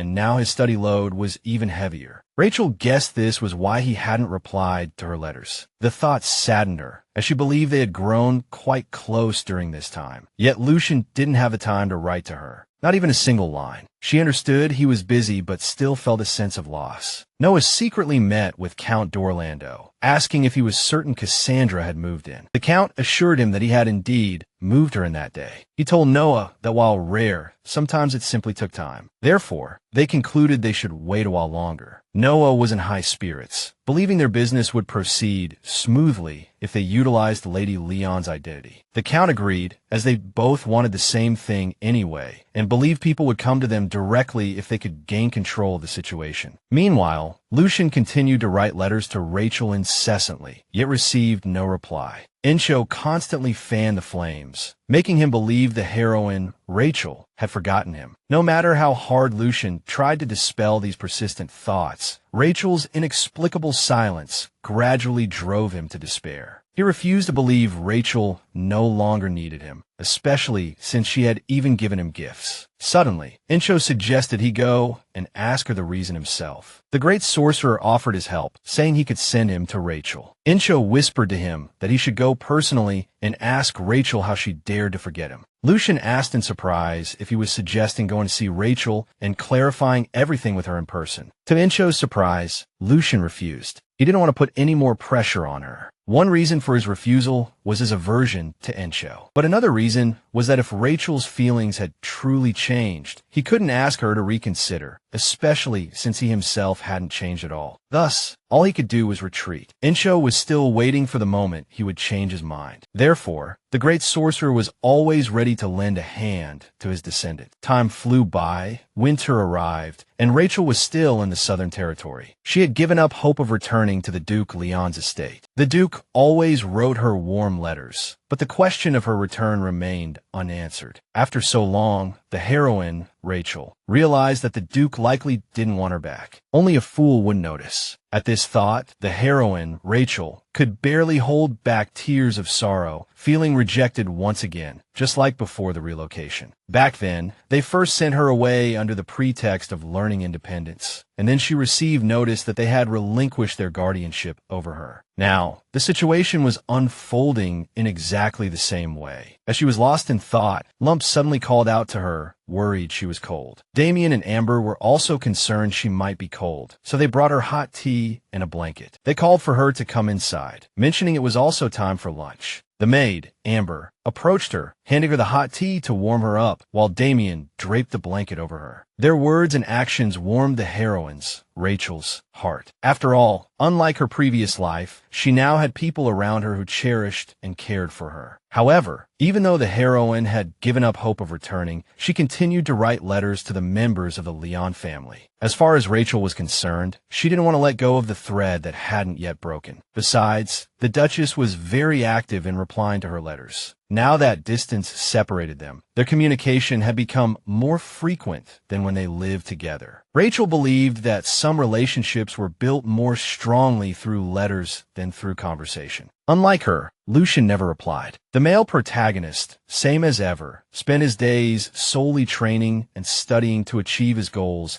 as quickly as possible. Suddenly, he heard Rachel's gentle voice calling out to him. However, when he turned around, there was no one there. He called out her name, but there was no response. Returning to his room, he began transcribing books when, suddenly, her clear and resonant voice sounded again, in the silence. But looking around this time, he still found no one. As time went on, Lucian grew increasingly distressed, and recently, he had even begun to experience hallucinations. Encho expressed sympathy for his gradual descent into madness. However, Lucian, unwilling to listen, ordered him to disappear. Just then, Rachel's voice sounded behind him again, calling his name as usual, asking where he was going. Then she smiled and ran towards him, suggesting they walk together. He immediately spun around, eager to embrace her. Yet, the moment his hands touched her, she vanished again and again. Her voice echoed from behind him. Then, wherever he looked, the image of his lovely sister appeared before him, her gentle, affectionate voice, full of love and care, reaching him from all directions. His thoughts became muddled. Though he understood it wasn't real, he couldn't rid himself of these visions. Finding her son in such a state, barely able to stand, the Duchess grew extremely worried. Her desperate cry helped Lucian regain his senses. Looking at her son, pale as chalk, she worriedly stated she would call the doctor immediately. The male protagonist tried to refuse, needing to adhere to his schedule, but the Duchess was firm. She insisted Lucian return to his room and rest, as his health was paramount, promising to speak with the Duke herself. Lucian had no choice but to agree, accompanying his mother back to his room before getting into bed. He then awkwardly thanked the Duchess for her concern. When Camilla responded by asking if he truly missed Rachel that much, the male protagonist was greatly surprised. The Duchess mentioned that even she felt sad after her sudden departure. Furthermore, she noted that Lucian had lost a lot of weight since the heroine left the estate. But what astonished the male protagonist most were his mother's words that Rachel had also mentioned missing this place. Camilla told him that she and the heroine occasionally exchanged letters. Learning this, Lucian became even more dejected, realizing that Rachel wrote even to the Duchess, yet for some reason had not sent him a single letter. Rachel was having lunch with the Beastmen, as usual, chatting merrily. She was delighted when the maid served seafood pasta with chili sauce. Since the fox didn't know what chili sauce was, Rachel couldn't wait for him to try it. While the heroine savored the taste of the spicy food, Damien and Lump nearly choked. Amber quickly poured them water, but the fox looked bewildered, unable to understand why his mistress would eat this. The maid offered Rachel some water too, but she refused, happily continuing her meal. Rachel teased the Beastmen, saying they couldn't appreciate the full deliciousness of spicy dishes. But Lump thought her taste was strange. Watching them, Rachel thought to herself that she wanted to continue living happily with these people. There was a time when Lucian had been among them too, but it had been over 6 months without a single letter from him. It was as if he had completely forgotten her. Rachel thought this was a standard ending for a supporting character. In the protagonist's love story, minor characters naturally fade from the main character's sight and thoughts. At this time, Lucian felt bewildered, unable to comprehend what he had done wrong, why Rachel wrote to everyone but him. He guessed perhaps she was angry because he couldn't visit when she was ill, or disappointed because he couldn't even see her off. Confined to his home, and having gone through all this, he had begged her not to forget. Exploiting his desperation, Incho once again suggested he shouldn't guess alone, but go ask her in person. But Lucian feared she would say she detested him. He was afraid to hear her answer. Incho continued to persuade him, saying that even in the face of scorn, one would want to see their beloved. The great sorcerer mentioned he once had someone he loved deeply, loved enough to give his life, even willing to sell his soul to the devil, just to meet them again. But Lucian had the chance to see Rachel, and Incho was willing to help him. Finally, the protagonist agreed and sought Incho's aid. Just like last time, the great sorcerer entered his descendant's body and teleported with him to the southern estate. Then he left the protagonist's body, saying they had arrived. Lucian came to his senses and found himself standing in Rachel's room. Hesitantly, Lucian called out to the sleeping heroine. Seeing the girl was asleep, Incho suggested coming back later, but Lucian refused to leave. Before meeting Rachel, the protagonist had lived like a ghost. His father despised him, and he couldn't even see his own mother. The servants in the estate had no choice but to adapt to their master's behavior.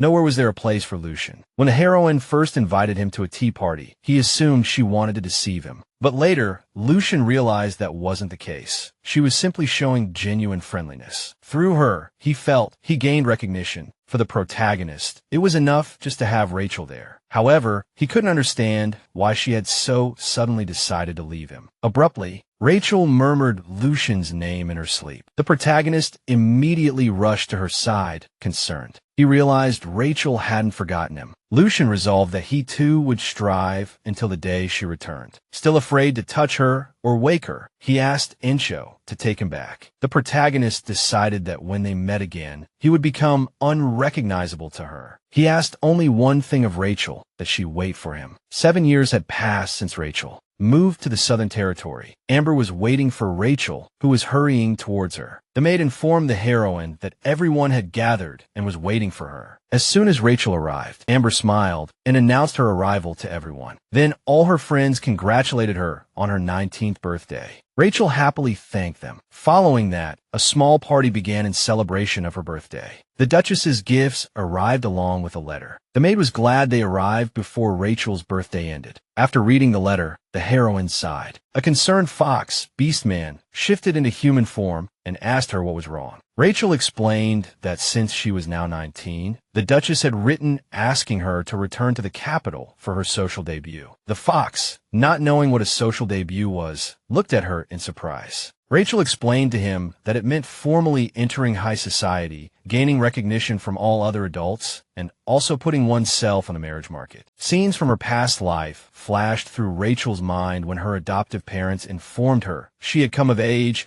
and ought to begin living independently. Rachel interpreted the Duke's letter as an indication that he intended to oversee her marriage arrangements, yet she harbored no plans to wed. Therefore, Rachel decided it would be best to request the Duke's assistance in establishing her career. She was certain that opening a restaurant specializing in spicy cuisine would be a success, but the fox cautioned her that such a venture was destined for failure. Rachel bristled at his words, but the fox darted away instantly, evading any need for explanation. Once he was gone, she clicked her tongue in annoyance and lowered her gaze back to the Duke's letter, wherein he cordially requested her return to the capital. As soon as possible, he had written, adding that it marked the first occasion in a long time for the entire family to gather together in the capital. Throughout this period, the Duke had frequently journeyed south to visit Rachel. The Duchess, too, maintained correspondence, replying regularly to her letters. Lucian, however, had never answered a single one of her letters. All Rachel knew of his activities, that he was engaged in exterminating demonic beasts, came solely from newspaper articles. Several years prior, demonic beast attacks had begun to plague the entire empire, and Lucian, alongside the Leon Knights, had earned distinction for their effectiveness in combating the menace. Rachel hoped she might encounter Lucian in the capital. He was 24 now, yet Rachel found it impossible to picture his current appearance. Only the image of his childhood self lingered in her memory. She was prepared to leave him when the opportune moment arrived, but the forced nature of their separation still stoked her anger. Rachel found herself wondering how Lucian's relationship with Noah had progressed over the past 7 years. Abruptly, an unfamiliar voice echoed. The voice persistently repeated that this was its body. Rachel couldn't quite make out the strange words, but a headache began to throb following their utterance. Rachel dismissed it, attributing the sensation to overexertion. Yet the voice persisted, reiterating its vow to seize her body. Knights, led by the young Duke, were engaged in the campaign against the demonic beasts. Lucian fought valiantly, wielding both sword and magic to shield his comrades. His fellow knights admired his prowess in both swordsmanship and magic. After felling another beast, Lucian declared their objective to completely purge the area by day's end. He was eager to return to the capital swiftly. Lucian anticipated his reunion with Rachel. On the day following her birthday, Rachel departed for the capital, filled with anticipation for the journey ahead. Above all, she yearned to see the one she held dear once more. Inside the carriage, she inadvertently drifted off to sleep. Once more, the unfamiliar voice began its tirade, attempting to wrest control of her body. She awoke abruptly, a profound sense of unease washing over her as the incomprehensible voice echoed in her ears. Yet, neither the fox nor Amber, seated directly across from her, seemed to have heard anything. Amber surmised Rachel had merely suffered a nightmare, remarking with a smile that they were already passing through the manor gates. Rachel's last visit to the capital estate had been in preparation for the royal ball. The thought conjured a vivid memory, she and Lucian dancing together in the garden, secluded from the other guests. How she yearned for those moments. As the carriage halted, the butler opened the door to receive her. Just as she rose to alight, Lucian softly called her name, extending his hand toward her. The large, pale hand seemed almost luminous in the sunlight. The mere sight of its porcelain-like skin, the curve of the thumb, was enough for Rachel to know instantly who it belonged to. Rachel had anticipated this reunion with fervent longing, yet she hadn't imagined he would be waiting outside for her arrival. Without a moment's hesitation, she reached out, accepting the hand he offered with such solemn grace. Lucian gently kissed the back of her hand, telling her he had been waiting for her. Her fingers trembled as Lucian spoke these words, and she smiled, running towards him, expressing the joy of their reunion. However, much to her surprise, it wasn't just Lucian waiting for her. The Duchess also approached the carriage, greeting her with a welcoming smile. Rachel could hardly believe her luck that these two had come out together to meet her. The Duchess informed her that the Duke wouldn't be back until dinner, so she would have to wait a little while. Then Lucian, smiling, invited her for a walk in the garden together. But Camilla stopped him, saying Rachel needed rest after her long journey. Yet, the heroine, buoyed by her reunion with Lucian, wanted very much to go for a walk with him herself. These words brought a gentle and warm smile to his face. Watching them, the Duchess let them go for their walk, heading towards the mansion herself, saying she would send a servant for them once the table was set. Amber and the Beastkin also left them to sort out the luggage. As soon as everyone had departed, Rachel immediately took his hand, calling his name with a smile. They used to hold hands just like this when they were children, but it felt different now. He was taller than he had been 7 years ago. Rachel was too. The heroine pouted at him for not replying to her letters, but upon seeing him, all her grievances vanished like smoke. Looking at him, she was reminded of her relationship with Noah, because in the original story, around this age, they had already grown quite close. Her thoughts were interrupted by Lucian's gentle voice, saying he had missed her. Rachel shyly lowered her eyes, replying that she had missed him too. Seeing the doubt in her eyes, he gently caressed her cheek, lifting her head so she would look directly into his eyes. Lucian then reiterated that he had missed her dearly. Gazing into his eyes, Ray couldn't understand why he hadn't written if that was the case. However, she decided not to spoil this moment of reunion, smiling as she replied that she had missed him terribly too. Since the male lead hadn't been able to attend her birthday, he decided to at least congratulate her now, albeit belatedly. He handed her a small pink box, which the heroine opened with curiosity. When Rachel saw the gift, she was stunned. It was a pair of exquisite emerald earrings. She happily thanked him for such a lovely present. Lucian then invited her to try them on, saying he would help. The heroine readily agreed and thanked him. Lucian helped her put on the earrings. After their long separation, they both felt a little awkward. Once they were on, Lucian stepped back, remarking that the earrings suited her perfectly. He then asked her to wear them on the day of her coming-of-age ceremony. Looking at her, he couldn't help but smile. During this time, he had indeed been working incredibly hard, and she had constantly been on his mind. Rachel happily mentioned that she had read about him in the newspaper articles. She learned that Lucian had led a punitive expedition against demonic beasts and had been personally awarded a medal by the Emperor. She felt immense pride hearing everyone around praise him, but at the same time worried that he might have to participate in another expedition. But the male lead told her he wouldn't have to go because this time they had raided the lair of the black mages who created the demonic beasts, and everyone involved had been arrested. Realizing Lucian had been too busy for any social life, Rachel felt a little disappointed, as she had been curious about how Noah was doing. For the first time, Lucian was at a loss for words, all because Rachel had mentioned the young lord of the Castile family. He couldn't understand why she had suddenly brought him up, but looking into her eyes that sparkled like the night sky, he grew increasingly uneasy. Lucian guessed that perhaps Noah had visited her while she was living in the south, but she immediately denied it. Hearing this, Lucian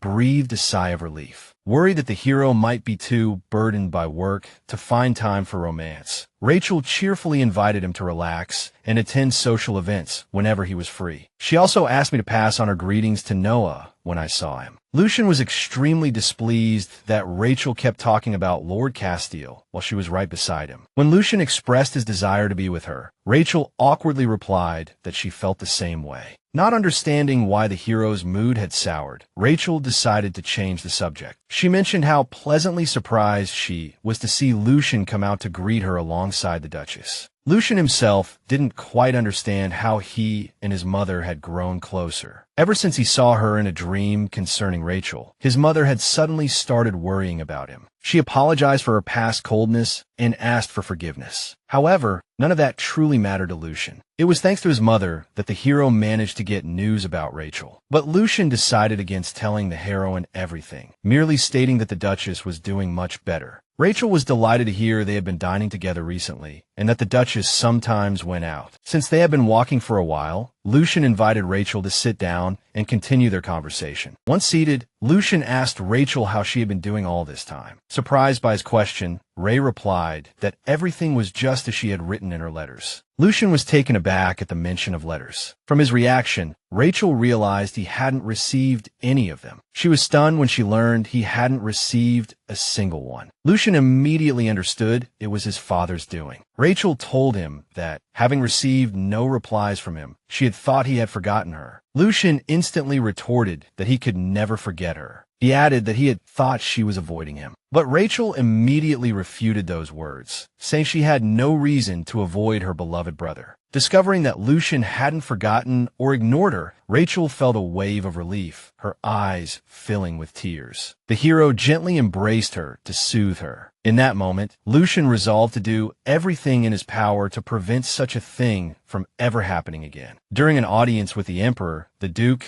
and His Majesty discussed the issue of pseudo-religions and cultists. The Emperor lauded Lucian's significant contributions in apprehending these individuals and eliminating demonic beasts. The Duke, however, felt the Emperor was exaggerating his son's achievements. His Majesty held high hopes for the young Duke, Lucian, expecting him to inherit the ducal title this year. However, Pedro decided to postpone the matter for the time being. After the meeting with the Emperor, the Duke felt a sharp headache. It had all started 7 years ago with Rachel's kidnapping. A religious sect worshipping the Demon King began to emerge quietly from various places. These traitors to the Empire abducted people and brainwashed them. In recent years, they had used sulfur magic to create demonic beasts, plunging the Empire into chaos. And it was Lucian who had uncovered this truth and achieved many remarkable feats. But the Duke still couldn't bring himself to acknowledge him. His thoughts were interrupted by the voice of a servant reporting their arrival. The butler opened the carriage door, informing the Duke that Miss Rachel had arrived. Pedro immediately rushed towards her room to greet her. Despite the Duke's high spirits, Rachel greeted him coolly and formally. Upset about the letters, she decided to address the issue directly. The Duke realized with dismay that she already knew everything. Pedro offered no excuses, as the situation was obvious, and he understood Rachel was likely upset. He replied that he had only acted out of concern for her. The Duke confided in her his worries about Lucian. He expressed his fear that Lucian might be a detrimental influence on her. The more he spoke, the more upset she became. Rachel realized that Pedro still saw the shadow of his own father in Lucian. Looking the Duke straight in the eye, she declared that the brother she knew was kinder and more compassionate than anyone. Rachel pleaded with him to stop projecting others onto Lucian and to accept him for who he truly was. This time, the Duke promised he would think about it. Lucian sought out Rachel with a fruit basket, just like in the old days. When he knocked, Rachel came out to meet him with the same radiant smile as before. She joyfully clasped his hands in hers and pulled him into the room. Rachel happily reported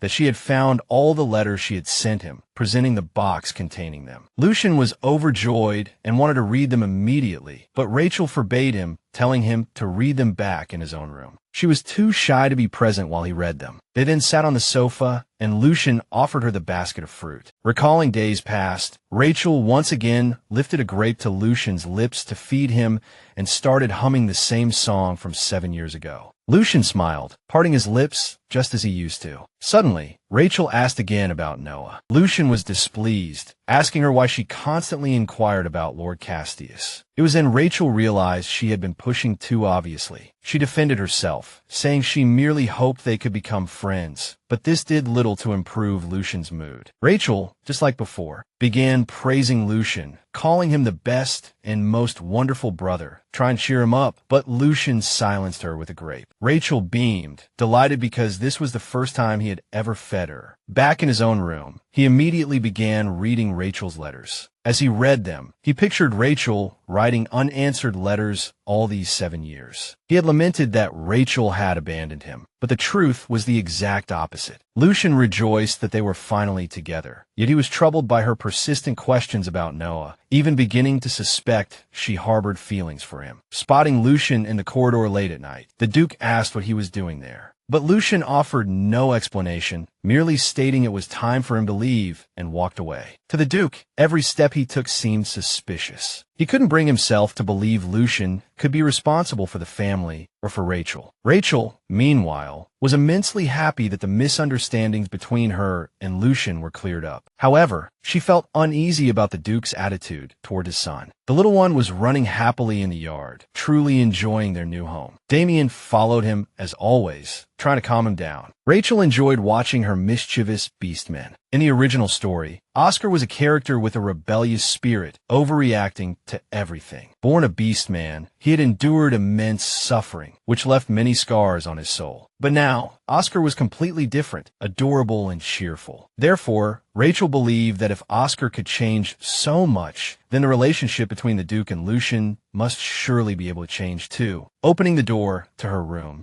Rachel was utterly surprised. Standing just outside was Lucian, greeting her with a smile, telling her he had come to fetch her. She immediately ran to him joyfully, and together they walked towards the dining room. Seeing Lucian in the morning, Rachel instantly felt as if she were back in the Leon family home. Lucian, too, felt as though everything had finally fallen back into place. Neither could bear to imagine, even in their worst nightmares, that the heroine's heart might be stolen by another, and that she would go to him. The hero was willing to do anything to never be separated from her again. Lost in thought, Lucian didn't notice Rachel calling his name several times. Finally snapping back to reality, he asked her how she had spent the previous night. Rachel smiled and replied that she had slept like a baby. Lucian told her he had read all the letters she wrote him and thanked her for persisting in writing, even though he hadn't had the chance to reply. They chatted as they walked, not noticing they had reached the dining room entrance. As they approached, a servant announced their arrival and opened the door for them. The Duke and Duchess were already seated at the table, smiling as they invited them to join. Rachel was pleased to see Camilla was also joining them for breakfast. The Duchess invited her to sit beside her, which she gladly accepted. As they approached the table, the hero instructed that his place setting be moved to the adjacent spot. He decided to sit opposite Rachel, just as they used to in the past. The heroine mentioned to the Duchess that this was how they used to sit at the table when they were children. Hearing this, Camilla suggested everyone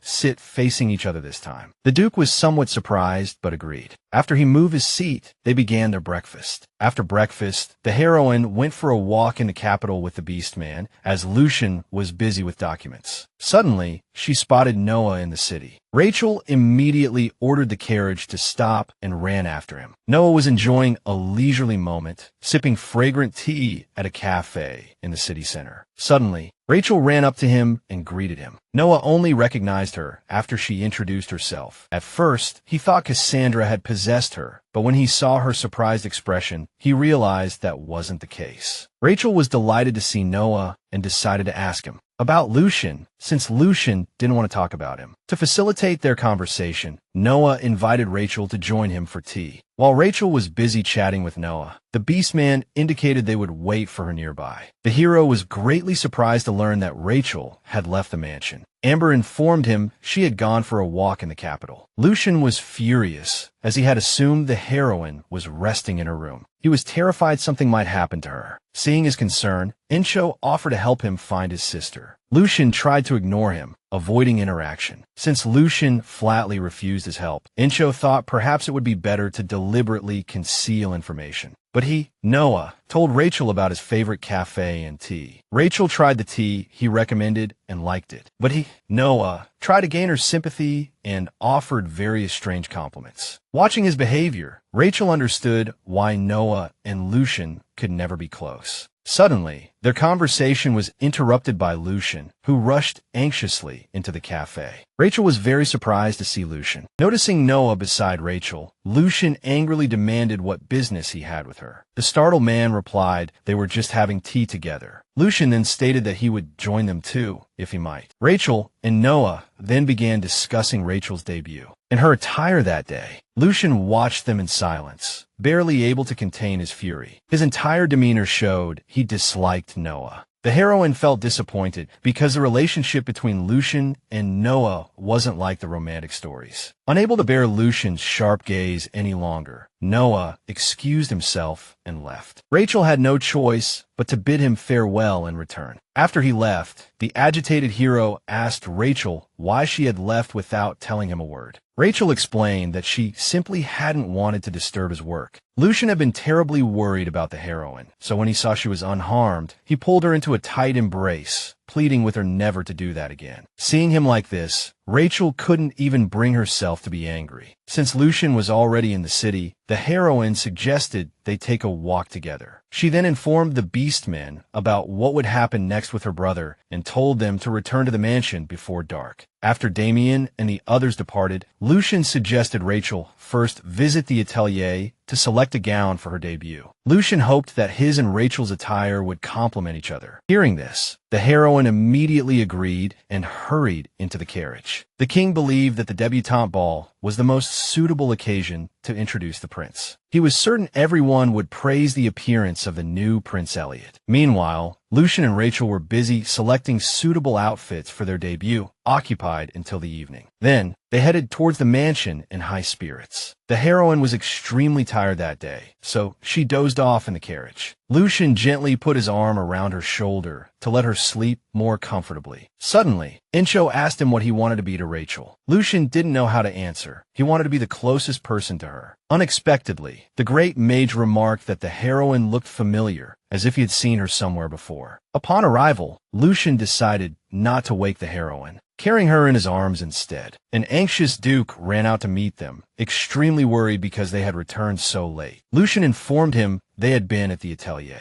The Duke tried to scold him for returning late at night, but Lucian paid him no mind, heading back into the mansion as it was cold outside. The Duke was left bewildered, as he hadn't even had a chance to properly say anything. Lucian gently placed the sleeping Rachel on her bed, trying his best not to wake her. Gazing at her, Lucian thought to himself that he didn't want her to marry and leave him alone again. As he left her room, he instructed Amber to help her change. While strolling in the courtyard, Damien sensed something was amiss. He immediately transformed into a falcon and flew towards the young lady's window. Watching her, he noticed something unusual about her magical power. Damien instantly began scratching at the window and making noise, trying to wake Rachel. Awakened by the noise, she noticed Damien outside the window and worriedly led him into the room. The falcon shifted back into his human form and anxiously asked if she was all right. He told Rachel that something strange was happening with her magic, but Rachel didn't even know what magical power was. Damien explained to her that it was a unique energy filling her soul. He said that Falcon Beastmen possessed the ability to perceive the color and flow of magic, and hers had just become clouded. Rachel suggested it might just be fatigue and told him not to worry. After confirming his mistress was fine, Damien apologized and departed. Although Damien didn't press the matter, he had clearly seen that the heroine's magic shone brighter than anyone else's, yet it was also perilous. It could become turbid, dissipate, or even vanish entirely at any moment. It was weaker than ordinary magic, like a fragment broken off from something else. Cassandra was utterly astonished that the falcon could sense her and decided to remain vigilant for the time being. In the morning, Amber diligently helped Rachel prepare for her debut. A few minutes later, Lucian came to see his sister. Rachel smiled, complimented his appearance, and asked his opinion of her attire. Lucian replied without hesitation that she looked beautiful. Rachel also told him that the doll had been sent by the atelier along with the gown. Rachel suggested Lucian get a doll that looked like her to watch over him in her stead while he worked. Lucian happily agreed and placed the doll into his magical subspace, where he kept his most treasured possessions. Subsequently, Lucian extended his hand to her, telling her it was time to depart. Rachel took his hand without hesitation, and together they proceeded to their first social debut. By the time they arrived at the ball, the Duke and Duchess were already prepared and awaiting them. The Duke and Duchess stepped aside to discuss some matters with other nobles.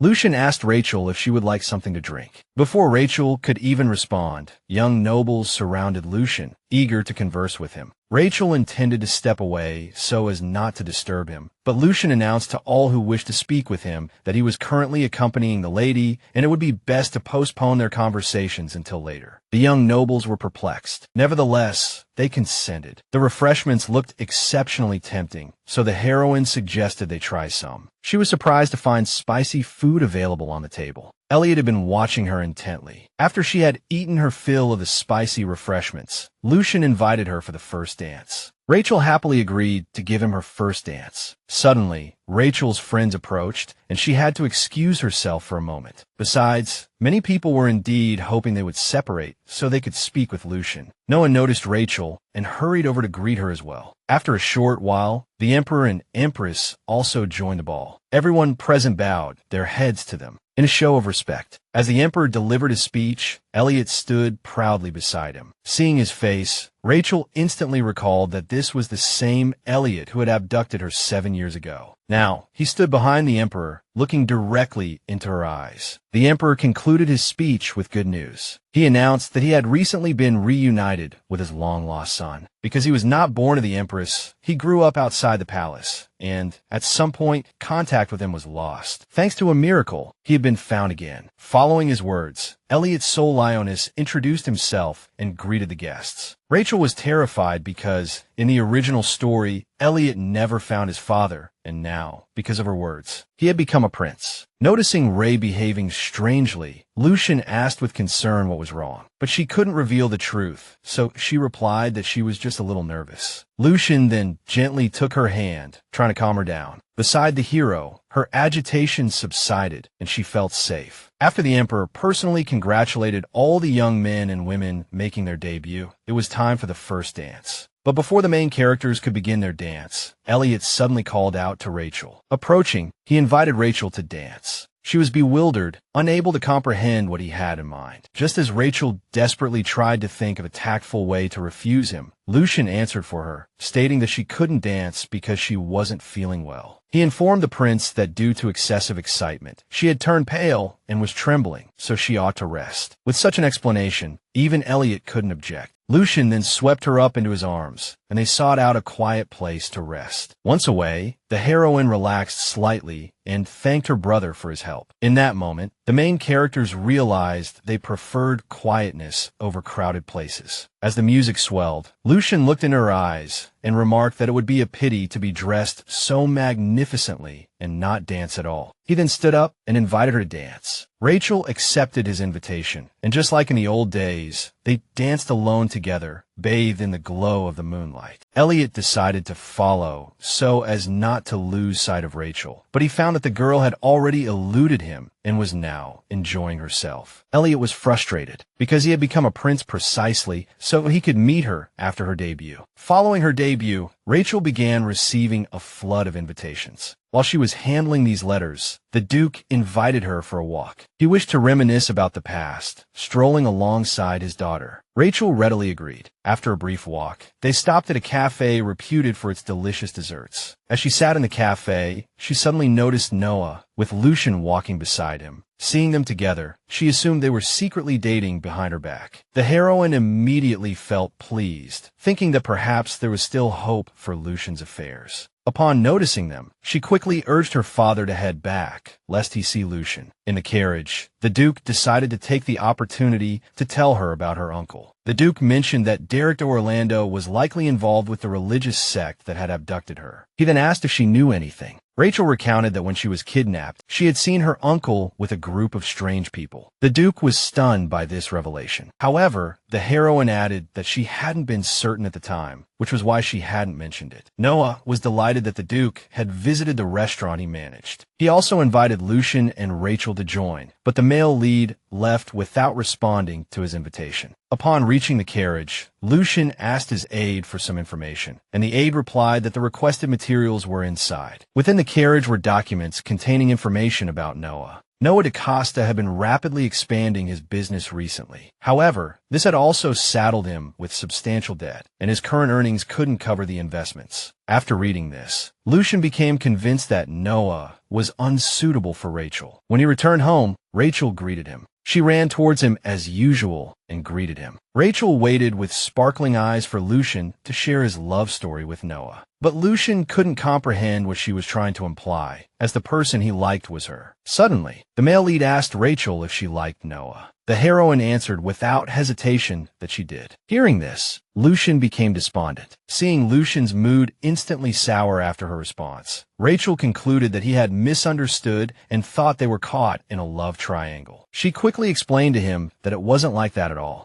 Rachel clarified that she had no feelings for Noah and didn't want to be his girlfriend. She explained she was merely interested in Noah as a person. Hearing these words, Lucian felt a wave of relief. Rachel also told Lucian that she had gone out with the Duke and bought him a gift. The gift was dessert, which she happily fed to Lucian by hand. To Lucian, everything tasted delicious. Meanwhile, due to Incho's influence, he shouldn't have been able to taste anything. After finishing the dessert, Rachel told Lucian about her conversation with the Duke regarding her uncle. Rachel shared her feelings regarding the Orlando family. Lucian was always ready to be by her side and support her in everything. After leaving Rachel's room, Lucian was transported to his magical subspace. He brought the desserts Rachel had given him here, preserving them permanently with magic. Incho thought Lucian was mad, unable to understand what he wanted from Rachel. Lucian himself didn't know the answer to that question, but he realized he was captivated by her. The male lead didn't want to yield Rachel to anyone else. Incho then suggested locking her up, as she would be safe and nearby then. But Lucian couldn't bring himself to do that. The next day, Rachel's pleasant time with the Beastman, Damien, was interrupted by the prince, Elliot, who wished to see her. Rachel greeted him according to etiquette. The little lump immediately recognized Elliot and informed Damien. They instantly shielded her from the prince to protect her. The Duke, not understanding the reason for their actions, apologized to the prince. After the Duke departed, Elliot expressed his regrets to the protagonist, lamenting that they hadn't been able to share a dance at the ball. Rachel remained wary of him, unable to fathom his intentions. Grinning, he thanked Rachel for revealing the identity of his father. Elliot mentioned losing an eye because of the sauce she had splashed on his face. Consequently, he had journeyed south, keeping a watchful eye on her, awaiting an opportunity for vengeance. However, she had seemed kind to him, and he found himself developing feelings for her. More than vengeance, he was consumed by the desire to possess her. That was why he wished for Rachel to become his wife. Elliot couldn't comprehend her hesitation, as the title of prince perfectly complemented the daughter of a duke. The more Rachel listened, the more convinced she became that he was utterly mad. Their conversation was interrupted by Lucian, who inquired why the prince was there. Elliot replied that he had business with my lady. He added with a smile that he had just proposed to her. Upon hearing this, Lucian decided to join their discussion, ordering another chair to be brought over. Rachel attempted to refuse as politely as possible. She stated she had no intention of marrying anytime soon, adding that the prince wasn't her type anyway. Elliot then asked what her type was. In response, Rachel described her brother, referring to Lucian, in as much detail as she could muster. However, it turned out that the emperor and the duke had already approved the marriage. Now she couldn't refuse so lightly, so she requested some time to consider the decision. Having said his piece, Elliot took his leave. Back in her room, Lucian asked Rachel how she knew the prince. She avoided mentioning the kidnapping, merely deflecting the question. Lucian was furious that his father had consented to this marriage. On the other hand, he understood that even if not now, he would inevitably face similar situations in the future. Incho continued to suggest that Lucian lock her away in the subspace. These thoughts gave Lucian a headache. He lay his head on Rachel's lap, trying to calm himself. The protagonist gently stroked his hair, singing a lullaby in an attempt to soothe him. Meanwhile, Lucian pondered Incho's words, concluding that the subspace would suffocate Rachel,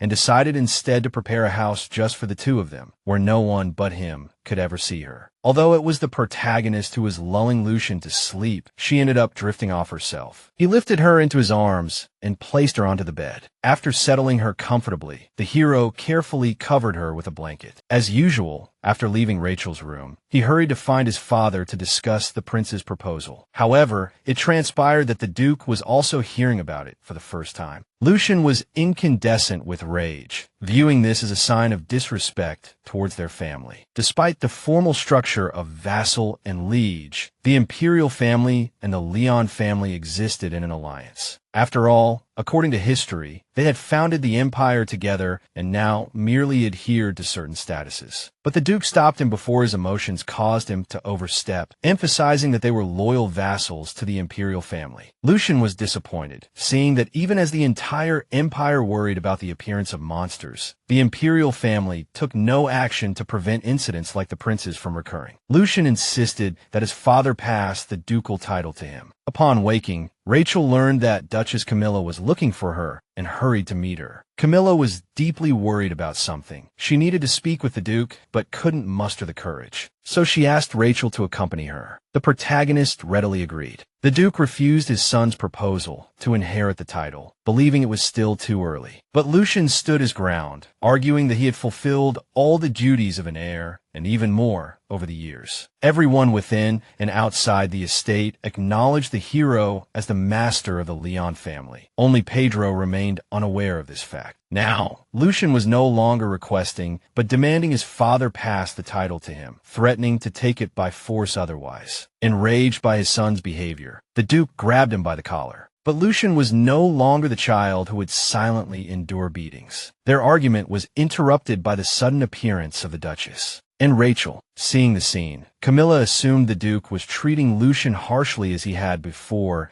and demanded an explanation. The Duke tried to explain the situation to her, but she wouldn't listen. Suddenly, she bowed her head before him, confessing that it was her fault, that Lucian bore no responsibility. She blamed herself for loving Pedro too much, hoping that with time, he would come to love her too. So she confessed to Pedro about her past with Liam. Pedro was stunned by the news. The Duchess wept, begging for forgiveness. She admitted her fault and tried to bear the consequences, but she didn't want the Duke to hate Lucian because of it, as the child was innocent. The Duke was so shocked he didn't even know how to respond to her words. As Camilla felt unwell due to the immense stress, he simply ordered her to be taken back to her room and for a doctor to be called. Lucian and Rachel helped the Duchess back to her room. After an examination, the doctor reported that the Duchess was exhausted from weakness and advised attention to her nutrition. Afterward, they went to Lucian's room to discuss the situation. Lucian honestly told her what had happened. Rachel tried to comfort him, as it was clear his father didn't acknowledge his efforts and achievements. Lucian was overjoyed to hear Rachel's words of support, as only her opinion mattered most to him. Rachel promised she would always be by his side. Alone, the Duke replayed the Duchess's words over and over in his mind. He tried to figure out where exactly things had gone wrong. His father had forced Pedro to break up with Liam. However, marrying Camilla had been entirely his own decision, yet he had failed to fulfill his duties as a husband, leading the Duchess to suffer from mental illness. And his son, Lucian, hadn't always been this way. As a child, he had desperately sought his love. Now, connecting everything, the Duke realized Rachel was right. Simply because Lucian resembled his grandfather, the Duke had consistently treated the innocent child unfairly. For a long time, Pedro had considered himself the victim, but to his wife and son, he had been a tyrant. Recognizing his mistakes, the Duke began preparations for Lucian to inherit the title. However, both he and the Duchess started avoiding everyone. The fox that had constantly demanded a name change finally got its wish. Since the plot had deviated from the original story, Rachel decided to change its name back to the original, Oscar. Oscar was overjoyed with its new name. Just then, Lucian approached suddenly, asking Rachel for a favor. He asked for her help in organizing invitation letters. Rachel gladly agreed, knowing that Lucian was already got incredibly busy. Lucian simply wanted to be in the same room with her. However, looking at her now, he wished she would sit beside him. After finishing the task, Rachel offered to help with some other small matters. There were no other tasks at the moment, so they decided to have tea. But while waiting for the maid, the conversation turned to Lucian's future partner, with Rachel expressing that she would always support him, no matter who it might be. Their conversation was interrupted by the maid, who brought tea and grapes at Rachel's request. Rachel continued feeding her pet, but this time Lucian decided to feed her as well. Being so close to her at this moment, watching her enchanting smile, he realized his feelings for her. Aware of his emotions, which were far from mere friendship, he suddenly pulled her into his embrace. Then he pulled her tightly into his embrace. Rachel felt bewildered, for Lucian hadn't uttered a single word throughout. Meanwhile, Voices chattered incessantly in his mind, offering the simplest, most effective methods to possess her utterly and completely. But he pushed these thoughts aside and promised Rachel he would tell her about his beloved later. Lucian had already resolved that, regardless of how Rachel responded to his feelings, he would never let her go. The next day, Rachel was sorting through invitations for social events. She found it difficult to select the most important ones, and with the Duchess unwell and unable to assist with affairs, the Duke was similarly indisposed. Suddenly, the Duchess called for her, and she hurried over. She informed Rachel that she and the Duke had met and had a heart-to-heart conversation. She added that, starting from the upcoming royal ball, she and the Duke planned to step down from their duties. That evening, a maid announced the arrival of the gown for the royal ball. Attached to the dress, once again, was a doll, while the young Duke, Lucian, had sent her jewelry. Opening the box, Rachel discovered Lucian had even taken the doll into consideration. Therefore, the first thing she decided to do was to adorn the doll. When Lucian arrived,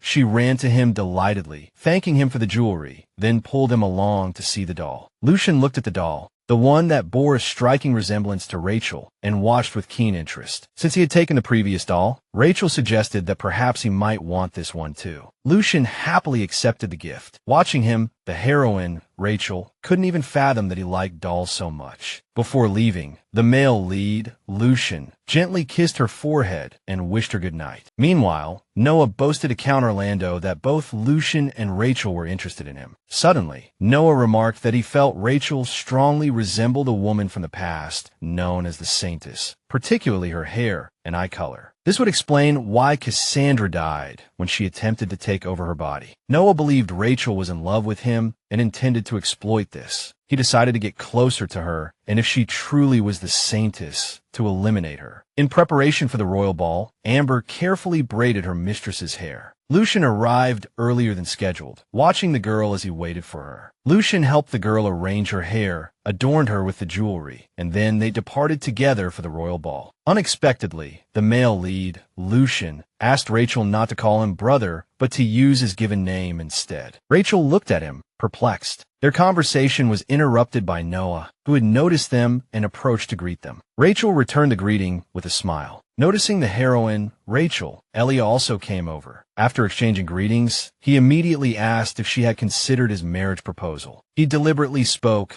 loudly enough for everyone present to hear. Then Lucian stepped forward protectively beside Rachel and loudly declared that she had already refused him. At that moment, the attention of all the nobility focused on the trio. Rachel, fearing Lucian might be accused of insulting royalty, feigned a feint to de-escalate the situation. Pretending to feel unwell, Rachel went to the retiring room. A worried Lucian hurried after her. After confirming no one was around, Rachel urgently pleaded with Lucian not to do such things again. However, the male lead, Lucian, couldn't stand by silently while someone else shamelessly pursued Rachel. But Rachel worried he could be accused of insulting royalty. Lucian, however, remained firm in his stance. Finally, Rachel decided to thank him for his help. When Rachel addressed him as brother again, Lucian pulled her closer, telling her to call him by his name. Though Rachel was initially reluctant, realizing it was futile with Lucian, she agreed. Hearing his name uttered from her lips, he smiled gently at her. The prince had been watching them from afar. Noticing the prince, Lucian pulled Rachel tightly into his embrace. He then invited the heroine to return to the manor, as everyone could see Rachel was unwell and no one would find it strange. Seeing this, Elliot assumed Rachel already had a fiancé, which was why he had been rejected. But even so, the prince did not intend to give up. After the ball concluded, Lucian listened to the Duke's moral lecture. However, since Elliot was also at fault, the matter had been discussed with the royal family, and both sides decided not to pursue it further. While strolling in the garden, Rachel encountered the Duchess, and they decided to walk together. During their walk,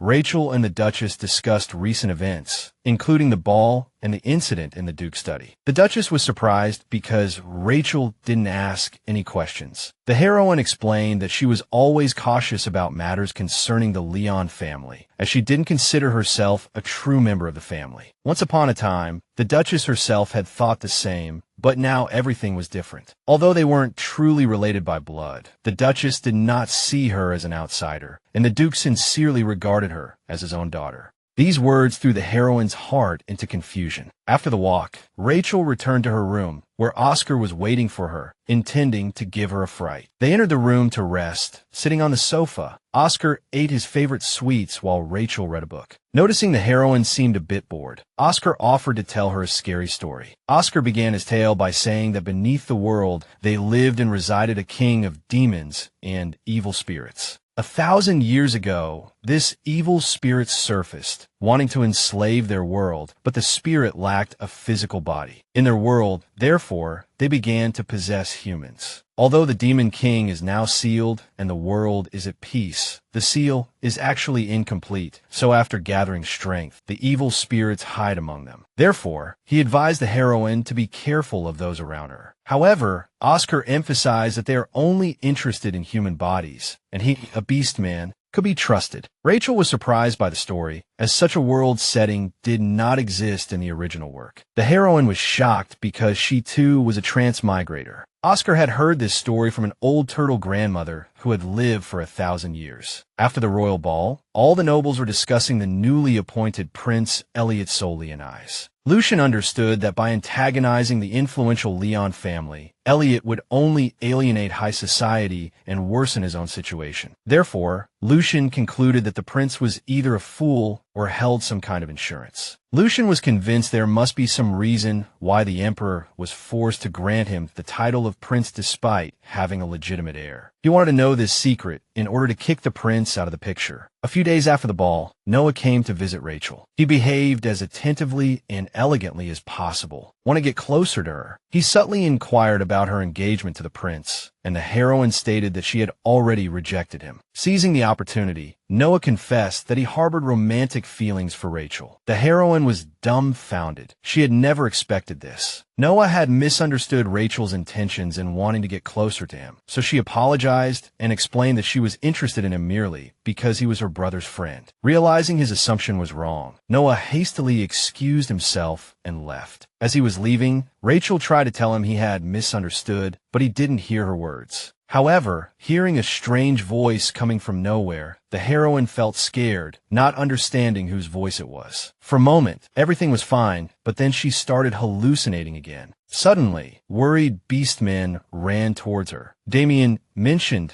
they had seen the heroine's figure in the window. All at once, she found herself enveloped by a murky energy. Hearing their words, Rachel told them she had just heard an illusory voice. After examining the heroine closely, Damien stated that the murky energy seemed gone now, and everything looked normal. Oscar showed his master a beautiful red bead, handing it to Rachel for protection and telling her to keep it with her always. Even without understanding the reason behind his words, Rachel placed the bead inside her pendant and fastened the chain around her neck. Learning that Lord Castillo was at the manor, Lucian excitedly ran towards the heroine. Rachel mentioned that Noah had already left, but the male lead inquired about the purpose of his visit. The heroine explained that her excessive friendliness had misled him, causing him to confess his feelings, which she had immediately rejected. Waking up in the morning, Rachel was startled to find Lucian sitting in a chair beside her bed. Embarrassed, she yelled at him to leave. But Lucian gazed gently into her eyes, remarking that she was always so beautiful. Lucian reminded her they were supposed to visit the jewelry store, and suggested they go for a walk now. Having become the Duke, he could do whatever he wished. No schedule could constrain him anymore. Learning that the title transfer process was complete, the heroine was also delighted because from now on, they could spend time together whenever and wherever they pleased. Upon arriving at the jewelry store, the male lead first decided to look at gemstone samples. He told the heroine he intended to buy a ring and asked her to recommend her favorite gemstone. Having no particular preference, she thought of a yellow sapphire that matched the color of the male lead's eyes. After a long search, they finally found a suitable stone. Rachel also designed the ring. After the long and intense search, her stomach began to rumble. Realizing the heroine was hungry, Lucian suggested they go out for a bite to eat. The delicious and satisfying meal improved her mood and filled her with energy. Suddenly, Cassandra appeared again, telling Rachel to enjoy her last meal. Seeing Rachel's face quickly turn pale, Lucian insisted she see a doctor the next day. However, the doctor found nothing abnormal normal and reported that she was perfectly healthy. Approaching Lucian, she forced a smile so as not to worry him, stating that according to the doctor, everything was fine, just exhaustion.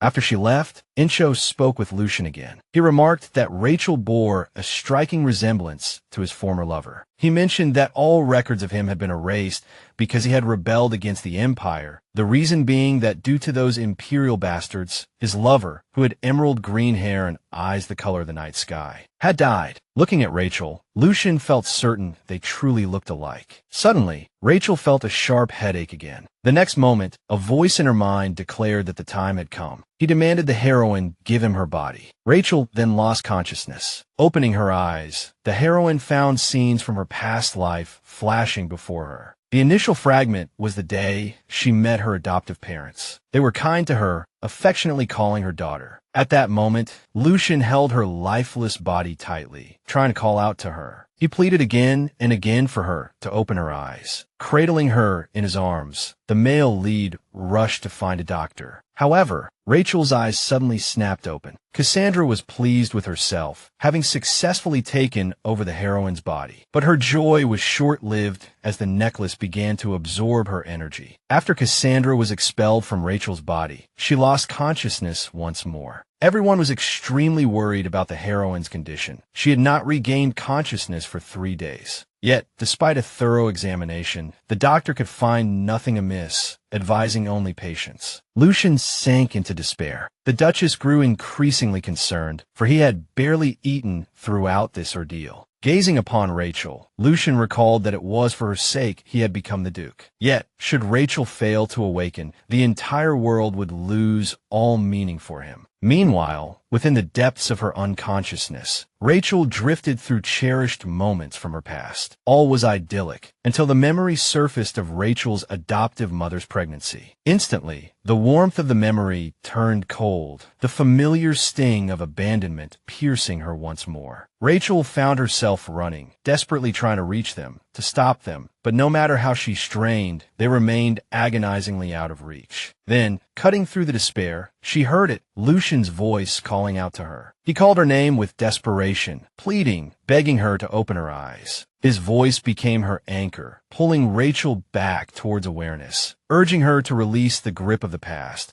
so she could live for a happy future. As her eyelids fluttered open, her gaze met Lucian's drawn, weary face, tears tracing paths down his cheeks.